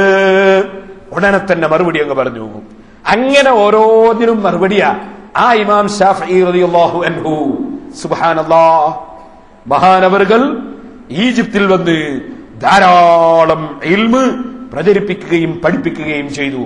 അവിടെ ഈജിപ്തിൽ വന്നപ്പോ മഹാനവറുകളെ സൽക്കരിച്ച് മഹാനവറുകൾക്ക് മുഴുവൻ സൗകര്യവും ചെയ്തു കൊടുത്ത ഒരു കുടുംബമുണ്ട്. അത് ബനു അബ്ദുൽ മലിക്കിന്റെ കുടുംബമാണ്. ഞാൻ വളരെ ചുരുക്കി പറയുന്നു. അത് അബ്ദുല്ലാഹിബിൻ അബ്ദുൽ ഹക്കം എന്ന് പറയുന്ന ആളുടെ അടുക്കൽ ബഹുമാനപ്പെട്ടവര് ഇറങ്ങി. അവിടെയാണ് എല്ലാ സൗകര്യവും ബഹുമാനപ്പെട്ടവർക്ക് ചെയ്തു കൊടുത്തു. ആ ചെയ്തു കൊടുത്ത കക്ഷികൾ തന്നെയാണ് ബഹുമാനപ്പെട്ടവർക്ക് താമസ സൗകര്യവും മറ്റൊക്കെ ഈജിപ്തിൽ ചെയ്തു കൊടുത്തു. 1000 ദീനാറ് ചെലവിന് വേണ്ടി കൊടുത്തു. സർവ്വ സൗകര്യങ്ങളും ചെയ്തു കൊടുത്തു. ആ ചെയ്തു കൊടുത്ത പ്രദേശത്താണ് ബഹുമാനപ്പെട്ട ഇമാം ശാഫിഈ റളിയല്ലാഹു അവസാനമായി നിന്നത്. അവസാനം ഇമാം ശാഫിഈ റളിയല്ലാഹു വഫാത്തായപ്പോ മറവ് ചെയ്യാനുള്ള ഭൂമിയും അവർ തന്നെയാണ് കൊടുത്തത്. അവരെ ഭൂമിയിലാണ് ഇമാം ശാഫിഈ റളിയല്ലാഹു മറവ് ചെയ്തത്. അതുകൊണ്ട് തന്നെ ഇമാം ശാഫിഈ റളിയല്ലാഹുവിന്റെ മഖ്ബറ അത് പൊതുസ്ഥലത്താണ് എന്ന് ചില ഗ്രന്ഥങ്ങളിൽ പറഞ്ഞത് അത് ദുർബലമാണ്. അതുകൊണ്ട് തന്നെ ഇമാം ശാഫിഈ റളിയല്ലാഹുവിന്റെ സ്ഥലം അത് ഈ കുടുംബം കൊടുത്ത സ്ഥലമാണ് എന്നത് ചരിത്രത്തിൽ രേഖപ്പെടുത്തപ്പെട്ടിട്ടുണ്ട് എന്ന് ഞാൻ ഈ സമയത്ത് ഓർമ്മപ്പെടുത്തുകയാണ്. ഇരിക്കട്ടെ, ആ ഇമാം ശാഫിഈ റളിയല്ലാഹു അൻഹു ഈജിപ്തിൽ നിന്നപ്പോൾ വലിയ തിൽമീദന്മാർ, വലിയ വലിയ പണ്ഡിതന്മാർ, മഹാനവറുകളുടെ ശിഷ്യന്മാരായി അവിടെയും ഉണ്ടായി. അതിൽ വളരെ പ്രധാനപ്പെട്ട 4 ശിഷ്യന്മാരാണ്. ഒന്ന് ഇമാം ബുവൈത്തി റളിയല്ലാഹു അൻഹു, ഒന്ന് ഇമാം മുസനി റളിയല്ലാഹു അൻഹു, ഒന്ന് റബീഉൽ മുറാദി റളിയല്ലാഹു അൻഹു, ഒന്ന് Muhammad bin Abdullah bin Abdul Hakam. ഈ 4 ശിഷ്യന്മാരുണ്ടായി. സഹോദരന്മാരെ, ഈ 4 ശിഷ്യന്മാരും വഫാത്തിനോടടുത്ത സമയത്ത് ബഹുമാനപ്പെട്ട ഇമാം ശാഫിഈ റളിയല്ലാഹു അൻഹുവിന്റെ സമീപത്ത് കയറി അങ്ങ് ചെന്നപ്പോൾ ഞാൻ അവസാനം ചുരുക്കി എന്ന് പറയുകയാണ്. ബഹുമാനപ്പെട്ട ശാഫിഈ ഇമാം റളിയല്ലാഹു അൻഹുവിന്റെ പ്രധാനപ്പെട്ട 4 ശിഷ്യന്മാർ, ആ ശിഷ്യന്മാര് 4 ആളുകളും കയറി അങ്ങ് ചെന്നപ്പോ വഫാത്തിനോടടുത്ത സമയമാണ്. ബഹുമാനപ്പെട്ട റബീ ഇബ്നു സുലൈമാൻ റളിയല്ലാഹു അൻഹു പറയുന്നു, ഞങ്ങൾ 4 ആളും കയറി അങ്ങ് ചെന്നപ്പോ ഞങ്ങളിലേക്ക് ശാഫിഈ ഇമാം റളിയല്ലാഹു അൻഹു ഒന്ന് നന്നായി ഒന്ന് നോക്കിയിട്ട് അവിടുന്ന് കുറെ നേരം നന്നായി ഒന്ന് നോക്കി, നീണ്ട നോട്ടം നോക്കിയിട്ട് ഞങ്ങളെ കൊള്ള തിരിഞ്ഞിട്ട് പറഞ്ഞു, അമ്മ അൻത യാ അബാ യഖൂബ് ഫസതമൂതു ഫീ ഹദീദിൻ ലക. ഓ അബൂ യഖൂബിൽ ബുവൈത്തി, നിങ്ങൾ എന്റെ ശിഷ്യനാണ്, പക്ഷേ നിങ്ങൾ മരിക്കുന്നത് ചങ്ങലക്കിടപ്പെട്ട നിലക്കായിരിക്കും കേട്ടോ. നിങ്ങൾ മരണപ്പെടുന്നത് ചങ്ങലക്കിടപ്പെട്ട നിലക്കായിരിക്കും, ഇരുമ്പിന്റെ ചങ്ങലയിലായിരിക്കും മരണം. രണ്ടാമതായി അതാ മുസനി റളിയല്ലാഹു അൻഹുവിലേക്ക് നോക്കിയിട്ട് പറഞ്ഞു, അമ്മ അൻത യാ മുസനി ഫയസയകൂനു ലക ബിമിസ്ർ ഹനാത വഹനാത്. ഈജിപ്തിൽ നിങ്ങൾക്ക് സാമ്പത്തികമായി നല്ല പുരോഗതി ഉണ്ടാകും മുസനി. മൂന്നാമതായി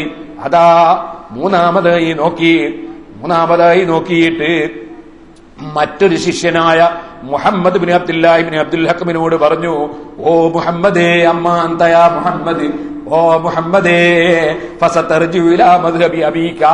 നിങ്ങളുടെ ബാപ്പ മാലിക്കി മദ്ഹബുകാരനാണ്.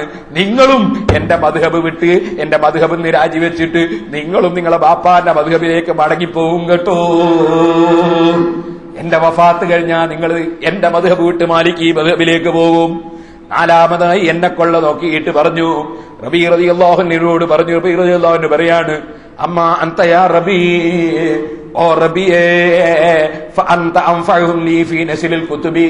എന്റെ കിതാബുകൾ ലോകത്ത് പ്രചരിപ്പിക്കുന്ന കാര്യത്തിൽ ഏറ്റവും കൂടുതൽ പ്രവർത്തിക്കുന്ന, ഉപകാരം ലഭിക്കുന്ന ആള് നിങ്ങളായിരിക്കും റബിയേ. ഈ പറഞ്ഞ സംഭവം അതേപോലെ തന്നെ നടന്നു.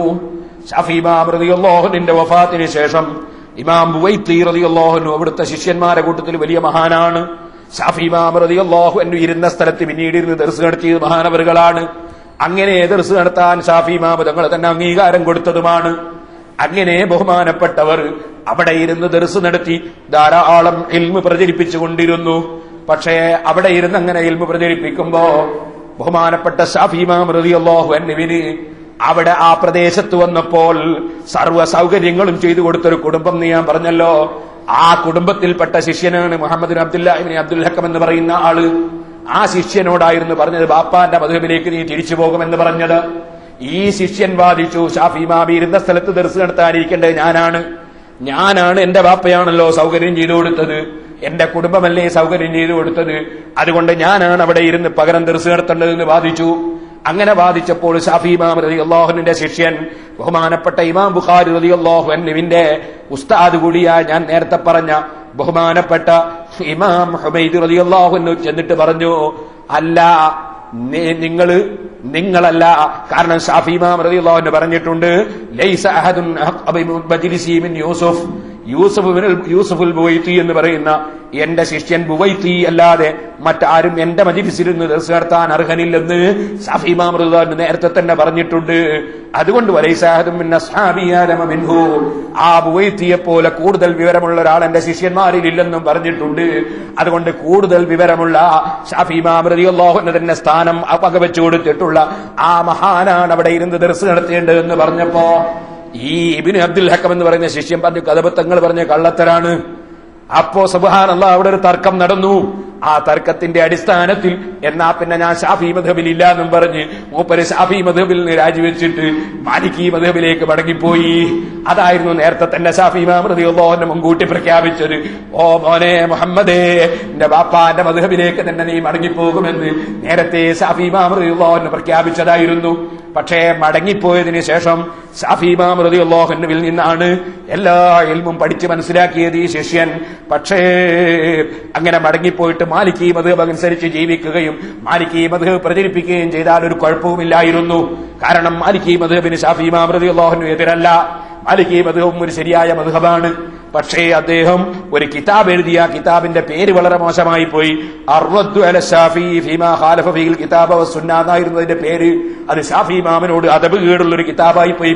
കിതാബിന്റെ പേര് ഷാഫി ഇമാമിനോട് അദബ് കേടുള്ള ഒരു പേരായി പോയി. ഉസ്താദുമാരിൽ നിന്ന് മാറിയിട്ട് മറ്റൊരു മദ്ഹബിലേക്ക് നീങ്ങിയാലും സുബ്ഹാനല്ലാഹ് ഉസ്താദിന്റെ മനസ്സ് വേദനിപ്പിക്കുന്ന പേരിടാൻ പാടില്ലല്ലോ. ആ പേരിട്ട കാരണത്താൽ തന്നെ അദ്ദേഹത്തിന്റെ വിശ്വാസത്തിലും കർമ്മത്തിലും പിന്നീട് ചില പാളിച്ചകൾ സംഭവിച്ചു പോയി എന്ന് ചരിത്രം രേഖപ്പെടുത്തുന്നു. അദബേട് വന്നതിന്റെ പേരിൽ അതാ ദീനീയ വിഷയത്തിൽ തന്നെ അദ്ദേഹത്തിന് അതാ മറ്റുള്ള ശിഷ്യന്മാർക്കുള്ള ഭാഗ്യം ലഭിച്ചില്ല. ഇരിക്കട്ടെ സഹോദരന്മാരെ, അത് നേരത്തെ തന്നെ പ്രഖ്യാപിച്ചതായിരുന്നു. ഇതുപോലെ മുസനി റളിയല്ലാഹു അൻഹുവിനുള്ള സാമ്പത്തിക ശേഷി കൊടുത്തിട്ടുണ്ട്. ഒരുപാട് ദീനീ പ്രവർത്തനം മഹാനവറുകൾ ചെയ്തിട്ടുമുണ്ട്. ബഹുമാനപ്പെട്ട റബീ റളിയല്ലാഹു അൻഹു ബഹുമാനപ്പെട്ടവരുടെ കിതാബ് നിങ്ങൾ ഇപ്പോൾ കിതാബുൽ ഉമ്മ എടുത്തു നോക്കൂ, മറ്റ് കിതാബുകൾ എടുത്തു നോക്കൂ. അഖ്ബറന റബീഉ എന്ന് പറഞ്ഞിട്ട് റബീ റളിയല്ലാഹു അൻഹുവിന്റെ റിപ്പോർട്ടായിട്ടാണ് ഷാഫി ഇമാമിന്റെ കിതാബ് ലോകത്ത് പ്രചരിപ്പിക്കാനുള്ള വലിയ ഭാഗ്യം ലഭിച്ചത് റബീ റളിയല്ലാഹു അൻഹുവിനാണ്. സഹോദരന്മാർ മനസ്സിലാക്കണം, ഈ ശിഷ്യന്മാർ അവര് അതാ അഹ്ലുസുന്നത്തി വൽ ജമാഅത്തിന്റെ നേതാക്കന്മാരായി അവരതാ വലിയ സേവനം പിന്നീട് ചെയ്തു. ഇനി ഇവിടെ ഞാൻ മുതഅല്ലിമീങ്ങൾക്ക് വേണ്ടി ഒരു കാര്യം പറയട്ടെ. ഷാഫി ഇമാം റളിയല്ലാഹു അൻഹുവിന്റെ ഇൽമു പ്രചരിപ്പിക്കുന്ന രംഗത്ത് ഏറ്റവും വലിയ സ്ഥാനം കൈവരിച്ച റബീ റളിയല്ലാഹു അൻഹു ഒരു പള്ളിയിലെ മുഅദ്ദിനായിരുന്നു കേട്ടോ.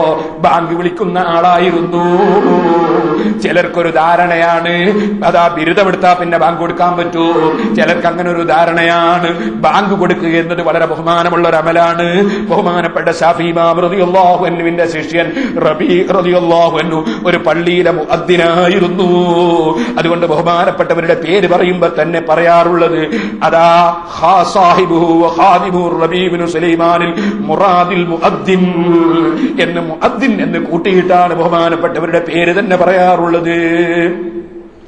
ആ മഹാനവറുകളുടെ റിപ്പോർട്ടാണ് ഷാഫി ഇമാം റളിയല്ലാഹു അൻഹുവിന്റെ ഗ്രന്ഥത്തിൽ ഏറ്റവും പരിഗണിക്കപ്പെടാറുള്ള റിപ്പോർട്ട്.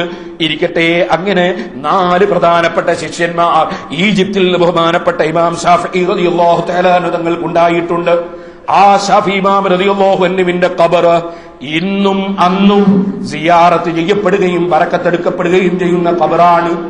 ആ ഇമാം ശാഫിഈ റളിയല്ലാഹു തആല അൻഹു തങ്ങളുടെ ശിഷ്യനായ ഇമാം ബുവൈത്ത് റളിയല്ലാഹു അൻഹുവിനെ സുന്നത്ത് ജമാഅത്തിന്റെ അഖീദ തുറന്നു പറഞ്ഞപ്പോൾ അന്ന് ഭരണാധികാരികളിൽ സ്വാധീനമുള്ള സുന്നത്ത് ജമാഅത്തിന്റെ വിരോധികൾ അറസ്റ്റ് ചെയ്തു കൊണ്ടുപോയി ജയിലിൽ കിടത്തിയിട്ട് ജയിലിൽ നിന്ന് കൈക്കും കാലിനുമൊക്കെ ചങ്ങലക്കിടപ്പെട്ട നിലക്കായിരുന്നു ഇമാം ബുവൈത്ത് റളിയല്ലാഹു അൻഹുവിന്റെ മരണമുണ്ടായിരുന്നത്. അത് ശാഫിഈ ഇമാം റളിയല്ലാഹു അൻഹു മുൻകൂട്ടി പ്രഖ്യാപിച്ചതായിരുന്നു. വലിയ സ്ഥാനമുള്ള പണ്ഡിതനാണ് ഇമാം ബുവൈത്ത് റളിയല്ലാഹു അൻഹു. ശാഫിഈ ഇമാം റളിയല്ലാഹു അൻഹുവിനെ ഈജിപ്തിൽ കൈറോവിൽ അതാ നേരത്തെ ഞാൻ പറഞ്ഞ സ്ഥലത്ത് മറവ് ചെയ്യപ്പെട്ടു. അവിടെ പടുകൂറ്റൻ ജാറമുണ്ട് ശാഫിഈ ഇമാം റളിയല്ലാഹു അൻഹുവിന്. ആ ജാറത്തെ സംബന്ധിച്ച് ഇമാം നബവി റളിയല്ലാഹു അൻഹു പറഞ്ഞിട്ടുണ്ട്. ശാഫിഈ ഇമാം റളിയല്ലാഹു അൻഹുവിന്റെ ജാറത്തിന്റെ ഖുബ്ബ, ആ ഖുബ്ബ ഏകദേശം ഒരു കപ്പലിന്റെ രൂപത്തിലുള്ള ആകൃതിയിലായിരുന്നു അതുണ്ടായിരുന്നത്. ആ ഖുബ്ബ ഇന്നും യഥാർത്ഥത്തിൽ അവിടെ വലിയ ഖുബ്ബയും ജാറവും നിൽക്കുന്നുണ്ട്. ഈ സാധുവായ ഞാനത് നേരിൽ കണ്ടിട്ടുണ്ട്. ഇരിക്കട്ടെ സഹോദരന്മാരെ, ആ ജാറത്തെ സംബന്ധിച്ച് ഇമാം നബവി റളിയല്ലാഹു അൻഹു പറഞ്ഞിട്ടുണ്ട്. ശാഫിഈ ഇമാം റളിയല്ലാഹു അൻഹുവിന്റെ മഹത്വത്തിന്റെ മേൽ അറിയിക്കുന്ന നിലക്കാണ് അവിടുത്തെ ഖബറിന്റെ മേലെയുള്ള ആ പ്രവർത്തനങ്ങൾ നടന്നതെന്ന് വിശദീകരിച്ചിട്ടുണ്ട്. അപ്പൊ മഹാന്മാരുടെ ജാറത്തിന് ഖുബ്ബ നിർമ്മിക്കുന്നത് നബവി ഇമാം റളിയല്ലാഹു അൻഹുവിനെ പോലുള്ള പണ്ഡിതന്മാർ അത് അംഗീകരിച്ചതാണ്. ശാഫിഈ മദ്ഹബിൽ അത് പുണ്യകർമ്മമാണെന്ന് ശാഫിഈ മദ്ഹബിലെ ഏറ്റവും പ്രബലമായ ഗ്രന്ഥമായ അതേ നിഹായയിൽ വ്യക്തമായി പറഞ്ഞിട്ടുണ്ട്, തുഹഫയിൽ പറഞ്ഞിട്ടുണ്ട്. മഹാന്മാരുടെ ജാറത്തിന് ഖുബ്ബയുണ്ടാക്കുന്നത് തെറ്റാണെന്ന് പറയുന്നത് ശാഫിഈ മദ്ഹബിനെതിരാണ് കേട്ടോ. ഇപ്പോൾ അതിലേക്ക് കടന്ന് ഞാൻ സംസാരിക്കുന്നില്ല. ഇരിക്കട്ടെ, അവിടെ ശാഫിഈ ഇമാം റളിയല്ലാഹു അൻഹു പിന്നെ മറവ് ചെയ്യപ്പെട്ടതിന് ശേഷം അവിടെ ഒരു വലിയ സംഭവം ഉണ്ടായി. ആ സംഭവം പറഞ്ഞുകൊണ്ട് എന്റെ പ്രസംഗം ഞാൻ നിർത്തട്ടെ. ബഹുമാനപ്പെട്ട ശാഫിഈ ഇമാം റളിയല്ലാഹു അൻഹുവിന്റെ മയ്യിത്ത് ഈജിപ്തിൽ നിന്ന് എടുത്തിട്ട് അതാ ഇറാഖിലേക്ക് കൊണ്ടുപോകാൻ, ബഗ്ദാദിലേക്ക് കൊണ്ടുപോകാൻ ഹിജ്റ 474 കൊല്ലം അവിടെ ഭരണം നടത്തുന്ന ഒരു മന്ത്രി തീരുമാനമെടുത്തു. ഈജിപ്തിൽ കിടക്കുന്ന ഇമാം ശാഫിഈ റളിയല്ലാഹു അൻഹുവിന്റെ മയ്യിത്ത് ഖബറിൽ നിന്ന് എടുത്തു കൊണ്ടുപോകാൻ തീരുമാനമെടുത്തു. സുബ്ഹാനല്ലാഹ്, ഹിജ്റ 204 205 ആകുമ്പോഴേക്ക് ശാഫിഈ ഇമാം റളിയല്ലാഹു അൻഹു വഫാത്തായിട്ടുണ്ട്. ആകെ 54 55 കൊല്ലമേ ലോകത്ത് ജീവിച്ചിട്ടുള്ളൂ. ആ ജീവിതകാലത്തിനിടയിൽ എത്രയാണ് ഇൽമു പ്രചരിപ്പിച്ചത്? മഹാനവറുകളെ മറവ് ചെയ്യപ്പെട്ടതിന് ശേഷം നിങ്ങൾ മനസ്സിലാക്കണം, 200-ലധികം കൊല്ലം കഴിഞ്ഞതിന് ശേഷം മഹാനവറുകളുടെ മയ്യിത്ത് ഈജിപ്തിൽ നിന്ന് എടുത്ത് ഇറാഖിലേക്ക് കൊണ്ടുപോകാൻ, ബഗ്ദാദിലേക്ക് കൊണ്ടുപോകാൻ ബഗ്ദാദിലുള്ള ഒരു ഭരണാധികാരി തീരുമാനമെടുത്തു. അങ്ങനെ ഈജിപ്തിലുള്ള അവിടെയുള്ള സൈന്യങ്ങൾക്ക് അദ്ദേഹം നിർദ്ദേശം നൽകി. മയ്യിത്ത് അവിടുന്ന് എടുത്ത് ഈജിപ്തിലേക്ക് കൊണ്ടുവരാനുള്ള നിർദ്ദേശം നൽകി. സുബ്ഹാനല്ലാഹ്, അതിനെ സംബന്ധിച്ച് ചർച്ച നടന്നപ്പോ ഈജിപ്തിൽ വലിയ ബഹളമായി, കുഴപ്പമായി. ശാഫിഈ ഇമാം റളിയല്ലാഹു അൻഹുവിന്റെ മയ്യിത്ത് ഞങ്ങളെ നാട്ടിൽ നിന്ന് കൊണ്ടുപോകാൻ അനുവദിക്കുന്നില്ലെന്നൊരു കൂട്ടര് പറഞ്ഞു. സുബ്ഹാനല്ലാഹ്, രാജാവിന്റെ പക്ഷത്തൊരു വിഭാഗം, മറുപക്ഷത്ത് മറ്റൊരു വിഭാഗം. ഈജിപ്തിൽ വലിയ പ്രശ്നങ്ങൾ നടന്നു. അങ്ങനെ പണ്ഡിതന്മാര് പലരും പല ചർച്ചകളും നടത്തി. അങ്ങനെ കുഴപ്പമാകുമെന്ന് കണ്ടപ്പോ ഈജിപ്തിലുള്ള ഗവർണർ ഭരണാധികാരിക്ക് ഇറാഖിലേക്ക് വിവരം കൊടുത്തു. ഇവിടെ പ്രശ്നമാണെന്ന് പറഞ്ഞപ്പോ തൽക്കാലം സദസ്സ് പിരിച്ചുവിട്ടു. തൽക്കാലം ആ ചർച്ച പിരിച്ചുവിട്ടു. പിന്നീട് ജനങ്ങളെയൊക്കെ മാറ്റിയതിനു ശേഷം വീണ്ടും ബഹുമാനപ്പെട്ട ശാഫിഈ ഇമാം റളിയല്ലാഹു അൻഹുവിന്റെ ഖബർ കുഴിച്ചിട്ട് ശാഫിഈ ഇമാം റളിയല്ലാഹു അൻഹുവിനെ ഈജിപ്തിൽ നിന്ന് ബഗ്ദാദിലേക്ക് കൊണ്ടുപോകാൻ അതാ ഭരണാധികാരിയുടെ തീരുമാനം വീണ്ടും ഉണ്ടായി. സുബ്ഹാനല്ലാഹ്, ഖബറിന്റെ അടുക്കൽ വെച്ച് എല്ലാവരെയും നീക്കി. അവിടെ സൈന്യം ഇറങ്ങിയിട്ട് മുഴുവൻ ആളുകളെയും നീക്കി.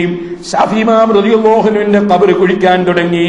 അങ്ങനെ ഖബർ കുഴിച്ച് ഖബറിന്റെ മൂടുകല്ല് വെച്ചിട്ടുള്ളതിന്റെ സമീപത്തെത്തിയപ്പോൾ ഖറജ മിനൽ ലഹ്ദി റായിഹത്തുൻ നഫറത്തുൻ അസ്കറത് മൻ ഹദറ ഫൗഖൽ ഖബരി, ഖബറിന്റെ സമീപത്ത് ഒരുമിച്ച് കൂടിയ മുഴുവൻ ആളുകളുടെയും മൂക്കിലേക്ക് വല്ലാത്ത ഒരു അത്തറിന്റെ സുഗന്ധം, ഒരു സാധാരണ അത്തറല്ല, വല്ലാത്തൊരു സുഗന്ധം അങ്ങ് വീശി. ആ സുഗന്ധം അവരുടെ മൂക്കിലേക്ക് അങ്ങ് കയറിയപ്പോൾ കീറിക്കൊണ്ടിരിക്കുന്ന ഖബർ കുഴിച്ചുകൊണ്ടിരിക്കുന്ന ജനങ്ങൾ മുഴുവനും അവിടെ അതാ ഹത്താവ ഖൗസറ മുഴുവൻ ആളുകളും അവിടെ ബോധം കെട്ടങ്ങ് വീണു. പിന്നെ മണിക്കൂർ കഴിഞ്ഞിട്ടാണ് അവർ ബോധം തെളിയുന്നത്. ഉടനെ തന്നെ അവർ അള്ളാഹുവിനോട് പൊറുക്കലിനെ ചോദിച്ചു. ഖബർ നേരത്തെ ഉള്ളതുപോലെ തന്നെ മണ്ണ് തട്ടി, നേരത്തെ ഖബർ ഉള്ളതുപോലെ തന്നെ അവിടെ അതാ ഖബർ നേരത്തെയുള്ള ആകൃതിയിൽ തന്നെ ആക്കി വെച്ചു. ഇമാം ശാഫിഈ റളിയല്ലാഹു അൻഹുവിന്റെ ഖബറിനും ശാഫിഈ ഇമാം റളിയല്ലാഹു അൻഹുവിന്റെ മഹത്വത്തിനും ലോകമൊട്ടാകെ അതിനുശേഷം നേരത്തെ ഉള്ളതിനേക്കാൾ എത്രയോ വലിയ പ്രശസ്തിയും ലോകമൊട്ടാകെയുള്ള ജനങ്ങൾ അവിടുത്തെ ഖബറിങ്കലേക്ക് സിയാറത്തിന് വരുന്ന പതിവുമുണ്ടായി. ഏത് സമയത്തും സുബ്ഹാനല്ലാഹ് ഇമാം ഖരീസ് റളിയല്ലാഹു അൻഹു പറഞ്ഞത് കാണാം. വലം യസൽ ഖബ്റു ശാഫിഈ യുസാർ വയുതബറകു ബിഹി ലാ കാന യൗമൽ അഹദ്. ബഹുമാനപ്പെട്ടവരുടെ ജീവിതകാലത്തുള്ള സംഭവം വിവരിക്കുകയാണ്. അങ്ങനെ ശാഫിഈ ഇമാം റളിയല്ലാഹു അൻഹുവിന്റെ ഖബർ ധാരാളം ആളുകൾ വന്ന് സിയാറത്ത് ചെയ്യുന്ന, വയുതബറകു ബിഹി ബറക്കത്തെടുക്കുന്ന ഖബറായി, ലോകത്ത് വലിയ ചരിത്രം നടന്ന ഖബറായി അവിടെ നിലനിൽക്കുന്നു. ബഹുമാനപ്പെട്ട ഇമാം ശാഫിഈ റഹിമഹുല്ലാഹ് വഫാത്താകുന്ന സമയം സഹോദരന്മാരെ, മഹാനവറുകൾ ശിഷ്യന്മാരോട് വിഷയങ്ങളൊക്കെ പറഞ്ഞിരുന്നു എന്ന് ഞാൻ പറഞ്ഞല്ലോ. മഹാനവറുകളെ കാത്തു, മഹാനവറുകൾക്ക് രോഗമാണ്, വലിയ രോഗമായിരുന്നു അർശസിന്റെ രോഗം. ആ രോഗം കൊണ്ട് ചിലപ്പോൾ കാലിലൂടെ രക്തമൊലിക്കാറുണ്ട്. പക്ഷെ ആ രക്തമൊലിക്കുന്ന സമയത്തും ശാഫിഈ ഇമാം റളിയല്ലാഹു അൻഹുവിന് ഇബാദത്തൊന്നും ചുരുക്കിയിട്ടില്ല. ദിവസേന ഓരോ ഖത്മ് ഖുർആൻ ഓതി തീർക്കും. റമദാനായാൽ പകൽ ഒരു ഖത്മ് ഖുർആൻ ഓതും, രാത്രിയായാൽ വേറെ ഒരു ഖത്മ് ഖുർആൻ ഓതും. അതെങ്ങനെ ഓതി എന്ന് എനിക്ക് മനസ്സിലാകുന്നില്ല. ആർക്കാണത് മനസ്സിലാകുന്നത്? കറാമത്തല്ലേ. ഒരു ദിവസം 2 ഖത്മ് ഖുർആൻ ഓതി തീർത്തു റമദാനിൽ. അല്ലാത്ത സമയത്ത് ഒരു ഖത്മ് ഖുർആൻ ഓതി. വെറും ഖുർആൻ ഓതലല്ലോ പണി, അതിനിടയ്ക്ക് 1000 മസലകൾ കണ്ടുപിടിക്കുന്നുണ്ട്. ഒരുപാട് ശിഷ്യന്മാർക്ക് ചോദ്യത്തിന് മറുപടി പറയുന്നുണ്ട്. ഒരുപാട് ആളുകൾക്ക് ദർസ് നടത്തുന്നുണ്ട്. വലിയ വലിയ പണ്ഡിതന്മാരുമായി വലിയ വലിയ വാദപ്രതിവാദം നടത്തുന്നുണ്ട്. ഇതെല്ലാം നടത്തുന്ന ഇമാം ശാഫിഈ റളിയല്ലാഹു അൻഹു ദിവസേന റമദാൻ 2 ഖത്മ് ഖുർആൻ ഓതി. അല്ലാത്ത സമയത്ത് ഒരു ഖത്മ് ഖുർആൻ ഓതി. സുബ്ഹാനല്ലാഹ്, ഹദിയയായി വലിയ പണക്കാര് പലതും കൊണ്ട് കൊടുത്താൽ വൈകുന്നേരമാകുമ്പോഴേക്ക് മുഴുവനും സദഖ ചെയ്തു തീർക്കും, കൊടുത്തങ്ങ് തീർക്കും. മഹാനവർ സൂക്ഷിക്കാറില്ല, ദുനിയാവിനെ അല്പവും സ്നേഹിച്ചിട്ടില്ല. ആ ഇമാം ശാഫിഈ റളിയല്ലാഹു അൻഹു അതാ വഫാത്തിങ് അടുത്തപ്പോൾ മഹാനവരുടെ ശിഷ്യന്മാരൊക്കെ അടുത്തു നിൽക്കുന്നു. ബഹുമാനപ്പെട്ട ശാഫിഈ ഇമാം റളിയല്ലാഹു അൻഹു പറയുന്നു, നിങ്ങൾ പരിശുദ്ധ ഖുർആൻ ഒന്നെടുത്തു ഓതൂ. സുബ്ഹാനല്ലാഹ്, ഖുർആൻ ഓതുന്ന സ്ഥലത്തല്ലേ റഹ്മത്ത് ഇറങ്ങുന്നത്. വഫാത്തിന് മുമ്പ് തന്നെ ഖുർആൻ ഓതാൻ മഹാനായ ഇമാം ശാഫിഈ റളിയല്ലാഹു അൻഹു ഉപദേശിക്കുന്നു. ഖുർആൻ അവിടുന്ന് കേട്ടുകൊണ്ടിരിക്കുന്നു. വഫാത്തിന്റെ ശേഷവും അവിടുത്തെ അടുക്കൽ വെച്ച് ഖുർആൻ ഓതിയിട്ടുണ്ട്. ഖബറിന്റെ അടുക്കൽ വെച്ച് ഖുർആൻ ഓതാൻ പ്രത്യേകം അവിടുന്ന് നിർദ്ദേശം നൽകിയിട്ടുണ്ട്. ഇരിക്കട്ടെ, മഹാനായ ഇമാം ശാഫിഈ റളിയല്ലാഹു അൻഹു രോഗം കലശലായപ്പോ പല മഹാന്മാരും മഹദികളും മഹാനവറുകൾക്ക് വേണ്ടി ദുആ ചെയ്തിട്ടുണ്ട്. ബഹുമാനപ്പെട്ട ഇമാം ശാഫിഈ റളിയല്ലാഹു അൻഹു വഫാത്താകുന്ന ദിവസമായി വൈകുന്നേരമായപ്പോ മഗ്രിബിന്റെ ജമാഅത്തിന് പോകാതെ ശിഷ്യന്മാരും മറ്റും ഇങ്ങനെ കാത്തു നിൽക്കുമ്പോ, നിങ്ങൾ കാത്തു നിൽക്കുകയാണോ? പോയി നിസ്കരിച്ചു വന്നോളൂ പറഞ്ഞു. പിന്നീട് ഇശാ നിസ്കാരത്തിന് ശേഷമാണ് മഹാനായ ഇമാം ശാഫിഈ റളിയല്ലാഹു അൻഹു വഫാത്താകാൻ പോകുന്നത്.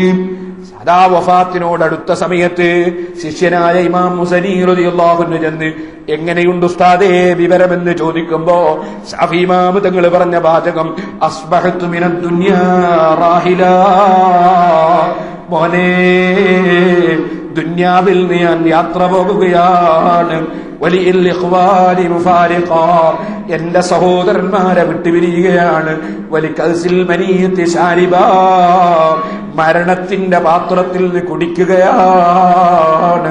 വഅലല്ലാഹി ജല്ല ദിക്റുഹു വാരിദാ, ഞാൻ അല്ലാഹുവിലേക്ക് ചെല്ലുകയാണ്. വലാ വല്ലാഹി മാ അദ്രീ റൂഹി തസീറു ഇലൽ ജന്നതി ഫൗഹന്നിഹാ, എന്റെ റൂഹ് സ്വർഗത്തിലേക്ക് പറന്നിട്ട് ഞാനതിനെ ആശംസിക്കുന്ന രംഗമാകുമോ? അല്ല, നരകത്തിന്റെ ഭാഗത്തേക്ക് പോയി ഞാൻ കണ്ണോക്ക് കാണുന്ന വിഷമം കാണുന്ന രംഗമാകുമോ? സുമ്മബക്ക, പിന്നെ അങ്ങ് കരയുകയാണ്, കരഞ്ഞുകൊണ്ട് പാടുകയാണ്.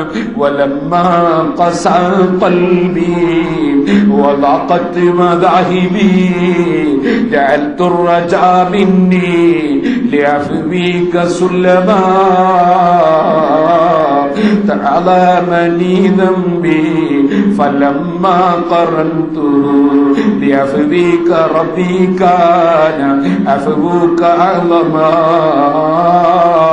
എന്റെ ഹൃദയം ഉറച്ചു, എന്റെ ഞാൻ പോകുന്ന സ്ഥലം ഇടുക്കമായി. എനിക്കുള്ള പ്രതീക്ഷ എന്റെ റബ്ബെനിക്ക് വിട്ടുവീഴ്ച ചെയ്യുന്ന വിട്ടുവീഴ്ചയുടെ കോണി എനിക്ക് കയറിപ്പോകാൻ വെച്ചു തരുമെന്നതാണ്. എന്റെ പാപം ഞാൻ വലുതായി കാണുന്നു. സുബ്ഹാനല്ലാഹ്. സഹോദരന്മാർ ഓർക്കണം, ഞാൻ പറഞ്ഞില്ലേ 2 തലയുള്ള ഒരു പെൺകുട്ടിയുണ്ടെന്ന് കേട്ടിട്ട് ആ പെൺകുട്ടിയെ കുറിച്ച് മസ്അല പറയണമെന്ന് തോന്നിയിട്ട് മഹാനവറുകൾ ചെയ്തതെന്താണ്? ആ പെൺകുട്ടിയുടെ മുഖത്തൊന്ന് നോക്കാൻ, തലയൊന്ന് കാണാൻ വേണ്ടി ആ പെൺകുട്ടിയുടെ രക്ഷിതാവിന്റെ അടുക്കൽ ചെന്ന്, നിങ്ങളെ മകളെ എനിക്ക് നിക്കാഹ് ചെയ്തു തരുമോ? എന്തിനാ നിക്കാഹ് ചെയ്യുന്നത്? ഭാര്യയില്ലാഞ്ഞിട്ടല്ല, ഭാര്യയാക്കാനല്ല, മറിച്ച് ശരിക്കൊന്ന് തലയും മുഖവും കണ്ടിട്ട് വേണം മസ്അല പറയാൻ. ആ കാണലൊന്ന് ഹലാലായി കിട്ടണം. അതിനു വേണ്ടിയാണ് നിക്കാഹ് ചെയ്തു തരുമോ എന്ന് ചോദിച്ചത്. 100 സ്വർണ്ണ നാണയം തരണമെന്ന് പറഞ്ഞപ്പോ അന്ത്യനാൾ വരെ ജീവിക്കുന്ന ജനങ്ങൾക്ക് ഇൽമ് എത്തിച്ചു കൊടുക്കാൻ എന്റെ 100 ദീനാർ കൊടുത്താൽ എന്താണ്? 100 ദീനാർ മഹർ കൊടുത്തിട്ട് ആ പെൺകുട്ടിയെ വിവാഹം കഴിച്ചതിന് ശേഷം നദറ ഇലൈഹാ സുമ്മ തല്ലഖഹാ, ആ പെണ്ണിന്റെ മുഖത്തൊന്ന് നന്നായി നോക്കിയിട്ട് എങ്ങനെയാണ് നിയമം പറയേണ്ടതെന്ന് മനസ്സിലാക്കിയതിന് ശേഷം ബഹുമാനപ്പെട്ടവരെ പെണ്ണിനെ അങ്ങ് ത്വലാഖ് ചൊല്ലി. നിങ്ങൾ മനസ്സിലാക്കണം, ഒരു നോട്ടം ഒരു പെണ്ണിന്റെ മുഖത്ത്, അതും സ്വന്തം ആവശ്യത്തിനല്ല, വികാരത്തിന് വേണ്ടിയല്ല, മസ്അല പറയാൻ വേണ്ടി നോക്കുകയാണ്. അത് ഹലാലായി കിട്ടാൻ 100 ദീനാർ കൊടുത്തിട്ട് വിവാഹം കഴിച്ചിട്ട് നോക്കിയതിനു ശേഷം തലാഖ് ചൊല്ലുകയാണ്.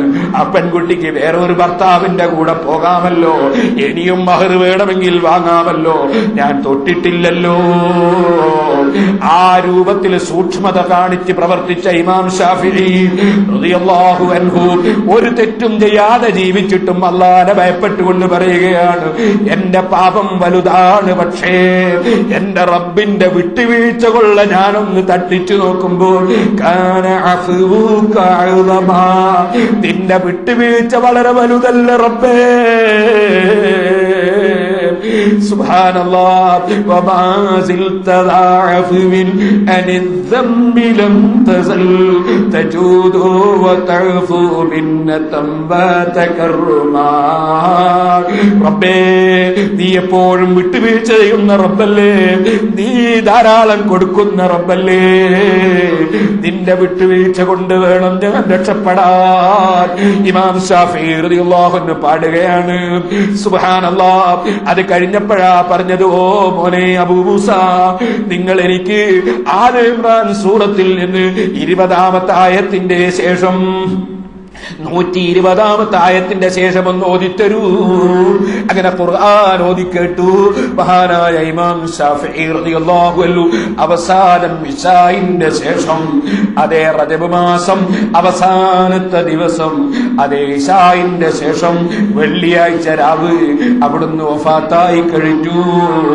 പിറ്റേ ദിവസം അവിടുത്തെ മയ്യിത്ത് അപ്പറയപ്പെട്ട മിസ്റിൽ, കൈറോവിൽ, നേരത്തെ ഞാൻ പറഞ്ഞ സ്ഥലത്ത് അതാ അവിടെ മറവ് ചെയ്യുകയുമുണ്ടായി. ആ ശാഫിഈ ഇമാം റളിയല്ലാഹു അൻഹുവിന്റെ ഹഖ് ജാദ് ബറക്കത്ത് കൊണ്ട് സാധുക്കളായ നമുക്കും നമ്മുടെ മുതഅല്ലിമീങ്ങൾക്കും നമ്മുടെ സ്ഥാപനങ്ങളിൽ പഠിക്കുന്ന മുഴുവൻ മക്കൾക്കും നമ്മുടെ സന്താനങ്ങൾക്കും നമ്മുടെ സ്ഥാപനങ്ങളെ സഹായിക്കുന്നവർ, നമ്മുടെ സംഘടനാ പ്രവർത്തനങ്ങളോട് സഹകരിക്കുന്നവർ എല്ലാവർക്കും അല്ലാഹ് നാഫിആയ ഇൽമിനെ എത്തിത്തരട്ടെ. ആ ഇമാം ശാഫിഈ റളിയല്ലാഹു അൻഹുവിനെ കാണാനും പരിചയപ്പെടാനും അല്ലാഹു നമുക്ക് അവസരം തരട്ടെ. എത്രയെത്രയോ സമയങ്ങളിൽ ഇമാം ശാഫിഈ റളിയല്ലാഹു അൻഹു നബി സല്ലല്ലാഹു അലൈഹി വസല്ലമ തങ്ങളെ സ്വപ്നത്തിൽ കണ്ടിട്ടുണ്ട്. കുട്ടിക്കാലത്ത് കണ്ടത് ഞാൻ പറഞ്ഞിട്ടുണ്ട്. പിന്നീട് ബഹുമാനപ്പെട്ട ശാഫിഈ ഇമാം റളിയല്ലാഹു അൻഹു പലപ്പോഴും കണ്ടിട്ടുണ്ട്.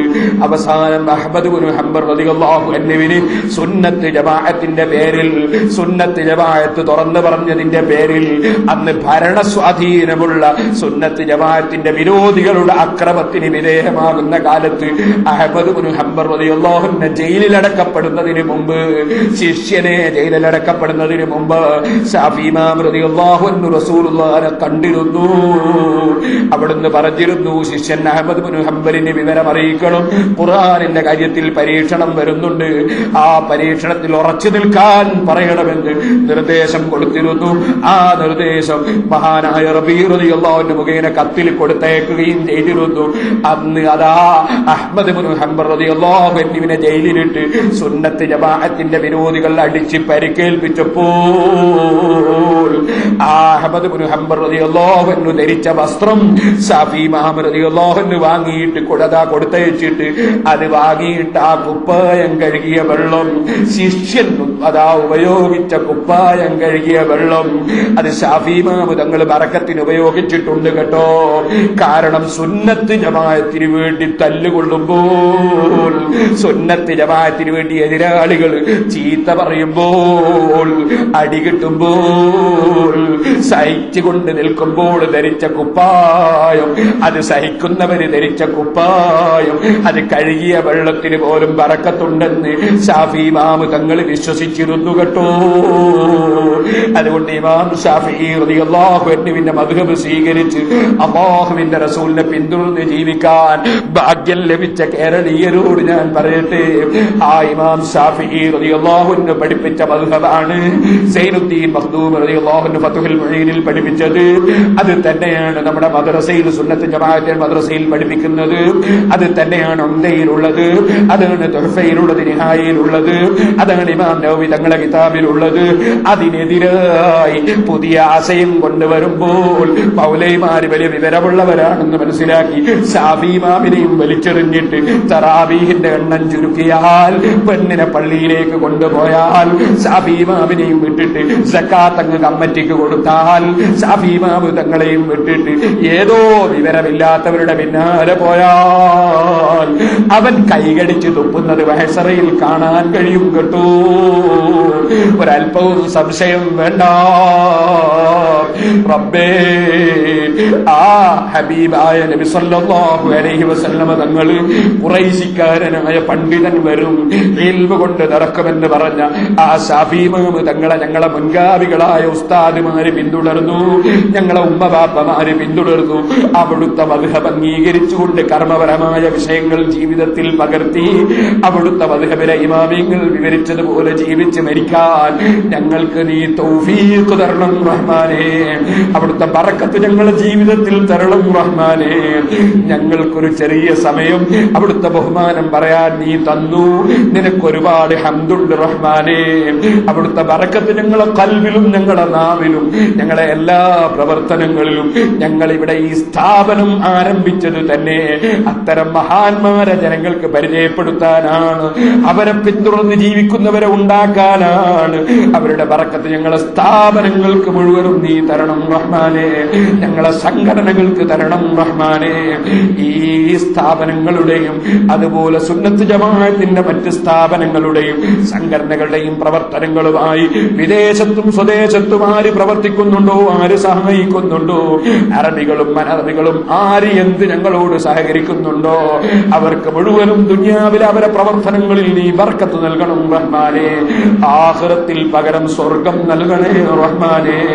അവരുടെ എല്ലാ കച്ചവടങ്ങളിലും ബിസിനസ്സുകളിലും ജോലികളിലും പഠനങ്ങളിലും അധ്യാപനങ്ങളിലും അവരുടെ യാത്രകളിലും അവരുടെ മുഴുവൻ വിഷയങ്ങളിലുമുള്ള എല്ലാ പ്രശ്നങ്ങളും നീ പരിഹരിക്കണം റഹ്മാനേ.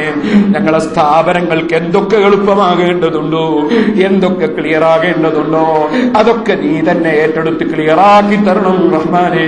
ഞങ്ങളെ സ്ഥാപനം തുടങ്ങിയപ്പോൾ അതിനെതിരെ കേസ് കൊടുത്തവർ അവരെ നീ പരാജയപ്പെടുത്തണം റഹ്മാനേ. ഞങ്ങൾക്ക് ഹഖിന് നീ വിജയം തരണേ റഹ്മാനേ.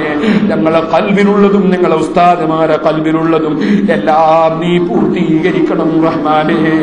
ഞങ്ങളെ കഴിവ് കൊണ്ടോ വിവരം കൊണ്ടോ ഹിക്മത്ത് കൊണ്ടോ ഒന്നുകൊണ്ടും ഒരു ചെറിയ ക്ലാസ് പോലും നടത്താൻ ഞങ്ങൾക്ക് കഴിവില്ല. ഞങ്ങളെ എല്ലാ സ്ഥാപനങ്ങളും നീ ഏറ്റെടുത്ത് ഹൈറായ നിലക്ക് നീ തന്നെ നടത്തിത്തരണേ റഹ്മാനേ. അതിനുള്ള എല്ലാ വഴികളും നീ തുറക്കണേ റഹ്മാനേ. ഞങ്ങളെ കൽവിൽ വേണ്ടാത്ത വികാരങ്ങളൊന്നും തന്നേക്കരുത് റഹ്മാനേ. വല്ലപ്പോഴും നീ പൊരുത്തപ്പെടാത്ത വല്ല വാക്കുകളോ വല്ല ചിന്തകളോ കൽവിൽ വന്നെങ്കിൽ ഇമാം ശാഫിഈ റളിയല്ലാഹു അൻഹുവിന്റെ ബറക്കത്ത് കൊണ്ട് ഞങ്ങൾക്ക് നീ പൊറുക്കണേ റഹ്മാനേ. ഞങ്ങളെ കൽവിൽ നീ മഅരിഫത്ത് തരണം റഹ്മാനേ. ഇൽമിന്റെ നൂറ് കൊണ്ട് പ്രകാശിപ്പിക്കണം റഹ്മാനേ. ഞങ്ങളെ മജ്ലിസും ഞങ്ങളെ ഹൽഖയും ഒക്കെ നീ ദുആക്ക് ഇജാബത്തുള്ളതാക്കണം റഹ്മാനേ. വആഖിറു ദഅവാനാ അനിൽ ഹംദുലില്ലാഹി റബ്ബിൽ ആലമീൻ. സിറാജുൽ ഹുദ എന്ന സ്ഥാപനം ഇന്ന് സാധാരണക്കാരായ ആളുകൾക്ക് ഒരു അഭയകേന്ദ്രമായി തന്നെ നിലനിൽക്കുകയാണ്. ദിനേന എത്രയോ ആളുകൾ നേർച്ചകളും സംഭാവനകളുമായി ഈ സ്ഥാപനത്തിലെത്തുകയും അവർക്ക് അള്ളാഹുവിന്റെ മഹത്തായ അനുഗ്രഹം കൊണ്ട് വലിയ വലിയ അത്ഭുതകരമായ ഫലങ്ങൾ ലഭിച്ചുകൊണ്ടിരിക്കുകയും ചെയ്യുന്നു എന്നത് അറിയപ്പെട്ട ഒരു വസ്തുതയാണ്. സിറാജുൽ ഹുദയുടെ കീഴിൽ ഏകദേശം 6000-ഓളം വിദ്യാർത്ഥികൾ വിവിധ സ്ഥാപനങ്ങളിൽ വിവിധ സ്ഥലങ്ങളിലായി പഠിച്ചുകൊണ്ടിരിക്കുന്നുണ്ട്. 400-ലധികം സ്റ്റാഫുകൾ സിറാജുൽ ഹുദയുടെ കീഴിൽ അധ്യാപന രംഗത്തും മറ്റുമായി സേവനം ചെയ്യുന്നുണ്ട്. എല്ലാവരും ആത്മാർത്ഥമായ സേവനങ്ങൾ അർപ്പിക്കുകയും വിദേശ നാടുകളിലുള്ള നല്ലവരായ പ്രവർത്തകന്മാരും ഉദാരമതികളും നമ്മുടെ നാട്ടിൽ നിന്ന് പോയി അധ്വാനിക്കുന്നതിനിടയിൽ അവരാൽ കഴിയുന്ന സംഭാവനകൾ സഹായങ്ങൾ സ്വരൂപിച്ച് എത്തിച്ചു തരുന്നതും നേർച്ചപ്പെട്ടികളിലും അതുപോലെ സംഭാവന റിസീവർമാരുമായി സഹകരിച്ചും ജനങ്ങൾ നിക്ഷേപിക്കുന്നതും എത്തിക്കുന്നതുമായ സഹായങ്ങളല്ലാതെ ഈ മഹത്തായ സ്ഥാപനത്തിന് സ്ഥായിയായ വരുമാനമൊന്നും പറയത്തക്ക ഇല്ല എന്നത് ഒരു വസ്തുതയാണ്. ഏകദേശം 15 ലക്ഷത്തോളം രൂപ ഒരു മാസത്തിൽ ചെലവ് വരുന്ന ഈ സ്ഥാപനം ധർമ്മസ്ഥാപനങ്ങളുടെ വകുപ്പിൽ മാത്രം 8 ലക്ഷം രൂപയോളം മാസത്തിൽ ചെലവ് വരുന്നുണ്ട്. 2.5 ലക്ഷം 3 ലക്ഷം രൂപയോളം നേർച്ച സംഭാവന ഇനത്തിൽ വരുന്നത് കഴിച്ചു ബാക്കി മുഴുവനും ജനങ്ങളോട് പ്രസംഗിച്ചും അതുപോലെ പറഞ്ഞും പിരിവെടുത്തുമാണ് നടത്തിക്കൊണ്ടിരിക്കുന്നത് എന്നത് ഈ സ്ഥാപനത്തിന്റെ ഇന്നത്തെ അവസ്ഥാവിശേഷമാണ്. സ്ഥാപനത്തിന് സ്ഥിരം വരുമാനമുണ്ടാക്കാനുള്ള ചെറിയ ചെറിയ പദ്ധതികൾ ആവിഷ്കരിക്കുന്നുണ്ട്. ജനങ്ങളുടെ സഹകരണമാണ് ഇന്ന് വരെയുള്ള എല്ലാ പ്രവർത്തനങ്ങളുടെയും വിജയം. എല്ലാ ജനങ്ങളുടെയും ദുആയും സഹകരണവും സഹായവും അത് എന്നും ഈ സ്ഥാപനത്തിന് ലഭിക്കുകയാണെങ്കിൽ ഇനിയും ധാരാളം പ്രവർത്തനങ്ങൾ നടത്താൻ സാധിക്കുമെന്ന് കരുതുന്നു. അല്ലാഹു ഇതുവരെ സഹായിച്ചവർക്കും പ്രവർത്തിച്ചവർക്കും എല്ലാം മഹത്തായ പ്രതിഫലം നൽകുമാറാകട്ടെ എന്ന് പ്രാർത്ഥിക്കുകയും ചെയ്യുന്നു. ഇരുട്ടു പൊതിഞ്ഞ ഇടവഴികളെ പ്രകാശപൂർണമാക്കാനുള്ള സിറാജുൽ ഹുദായുടെ ശ്രമങ്ങളിൽ നിങ്ങളും പങ്കുചേരുക. മുതഅല്ലിമുകളെയും അഗതികളെയും പരിരക്ഷിക്കാനുള്ള യത്നങ്ങളിൽ ഒരു തുണയാകുക. വിദേശത്തുനിന്നും സംഭാവനകൾ അയക്കുന്നവർ Sirajul Huda current account 934 Canara bank Chalappuram Kozhikode എന്ന പേരിൽ ഡിഡി എടുത്ത് സിറാജുൽ ഹുദ ഓഫീസിൽ തന്നെ നിങ്ങളുടെ പൂർണ്ണ വിലാസത്തോടെ എത്തിക്കേണ്ടതും റെസിപ്റ്റ് കൈപ്പറ്റേണ്ടതും സംഖ്യയോ ഡ്രാഫ്റ്റോ നേരിൽ ബാങ്കിലേക്ക് ട്രാൻസ്ഫർ ചെയ്യുന്നത് ഒഴിവാക്കേണ്ടതുമാണ്. ചെക്കുകളും ഇന്ത്യയിൽ നിന്നെടുക്കുന്ന ഡ്രാഫ്റ്റുകളും Sirajul Huda current account 5704591465 SBT Kuttiadi എന്ന പേരിലെടുത്ത് സിറാജുൽ ഹുദ ഓഫീസിലെത്തിച്ച് റെസിപ്റ്റ് കൈപ്പറ്റേണ്ടതും ബാങ്കിലേക്ക് നേരിൽ അയക്കുന്നത് ഒഴിവാക്കേണ്ടതുമാണ്. ചെക്കുകൾ, ഡ്രാഫ്റ്റുകൾ, മണി ഓർഡറുകൾ, കത്തുകൾ എന്നിവ ഓഫീസിലേക്ക് അയക്കേണ്ട വിലാസം secretary or manager, Sirajul Huda education complex, Kuttiady 673508, Kozhikode, Kerala, India. Telephone or fax 0496 2596 2596 497 2596 498. ദീനും ഇൽമും പരിപോഷിപ്പിക്കാനുള്ള സിറാജുൽ ഹുദയുടെ ശ്രമങ്ങളിൽ നിങ്ങളുടെ ഹൃദയപൂർവമായ കൈനീട്ടങ്ങളും ഐക്യദാർഢ്യവും വളരെ പ്രധാനമാണ്.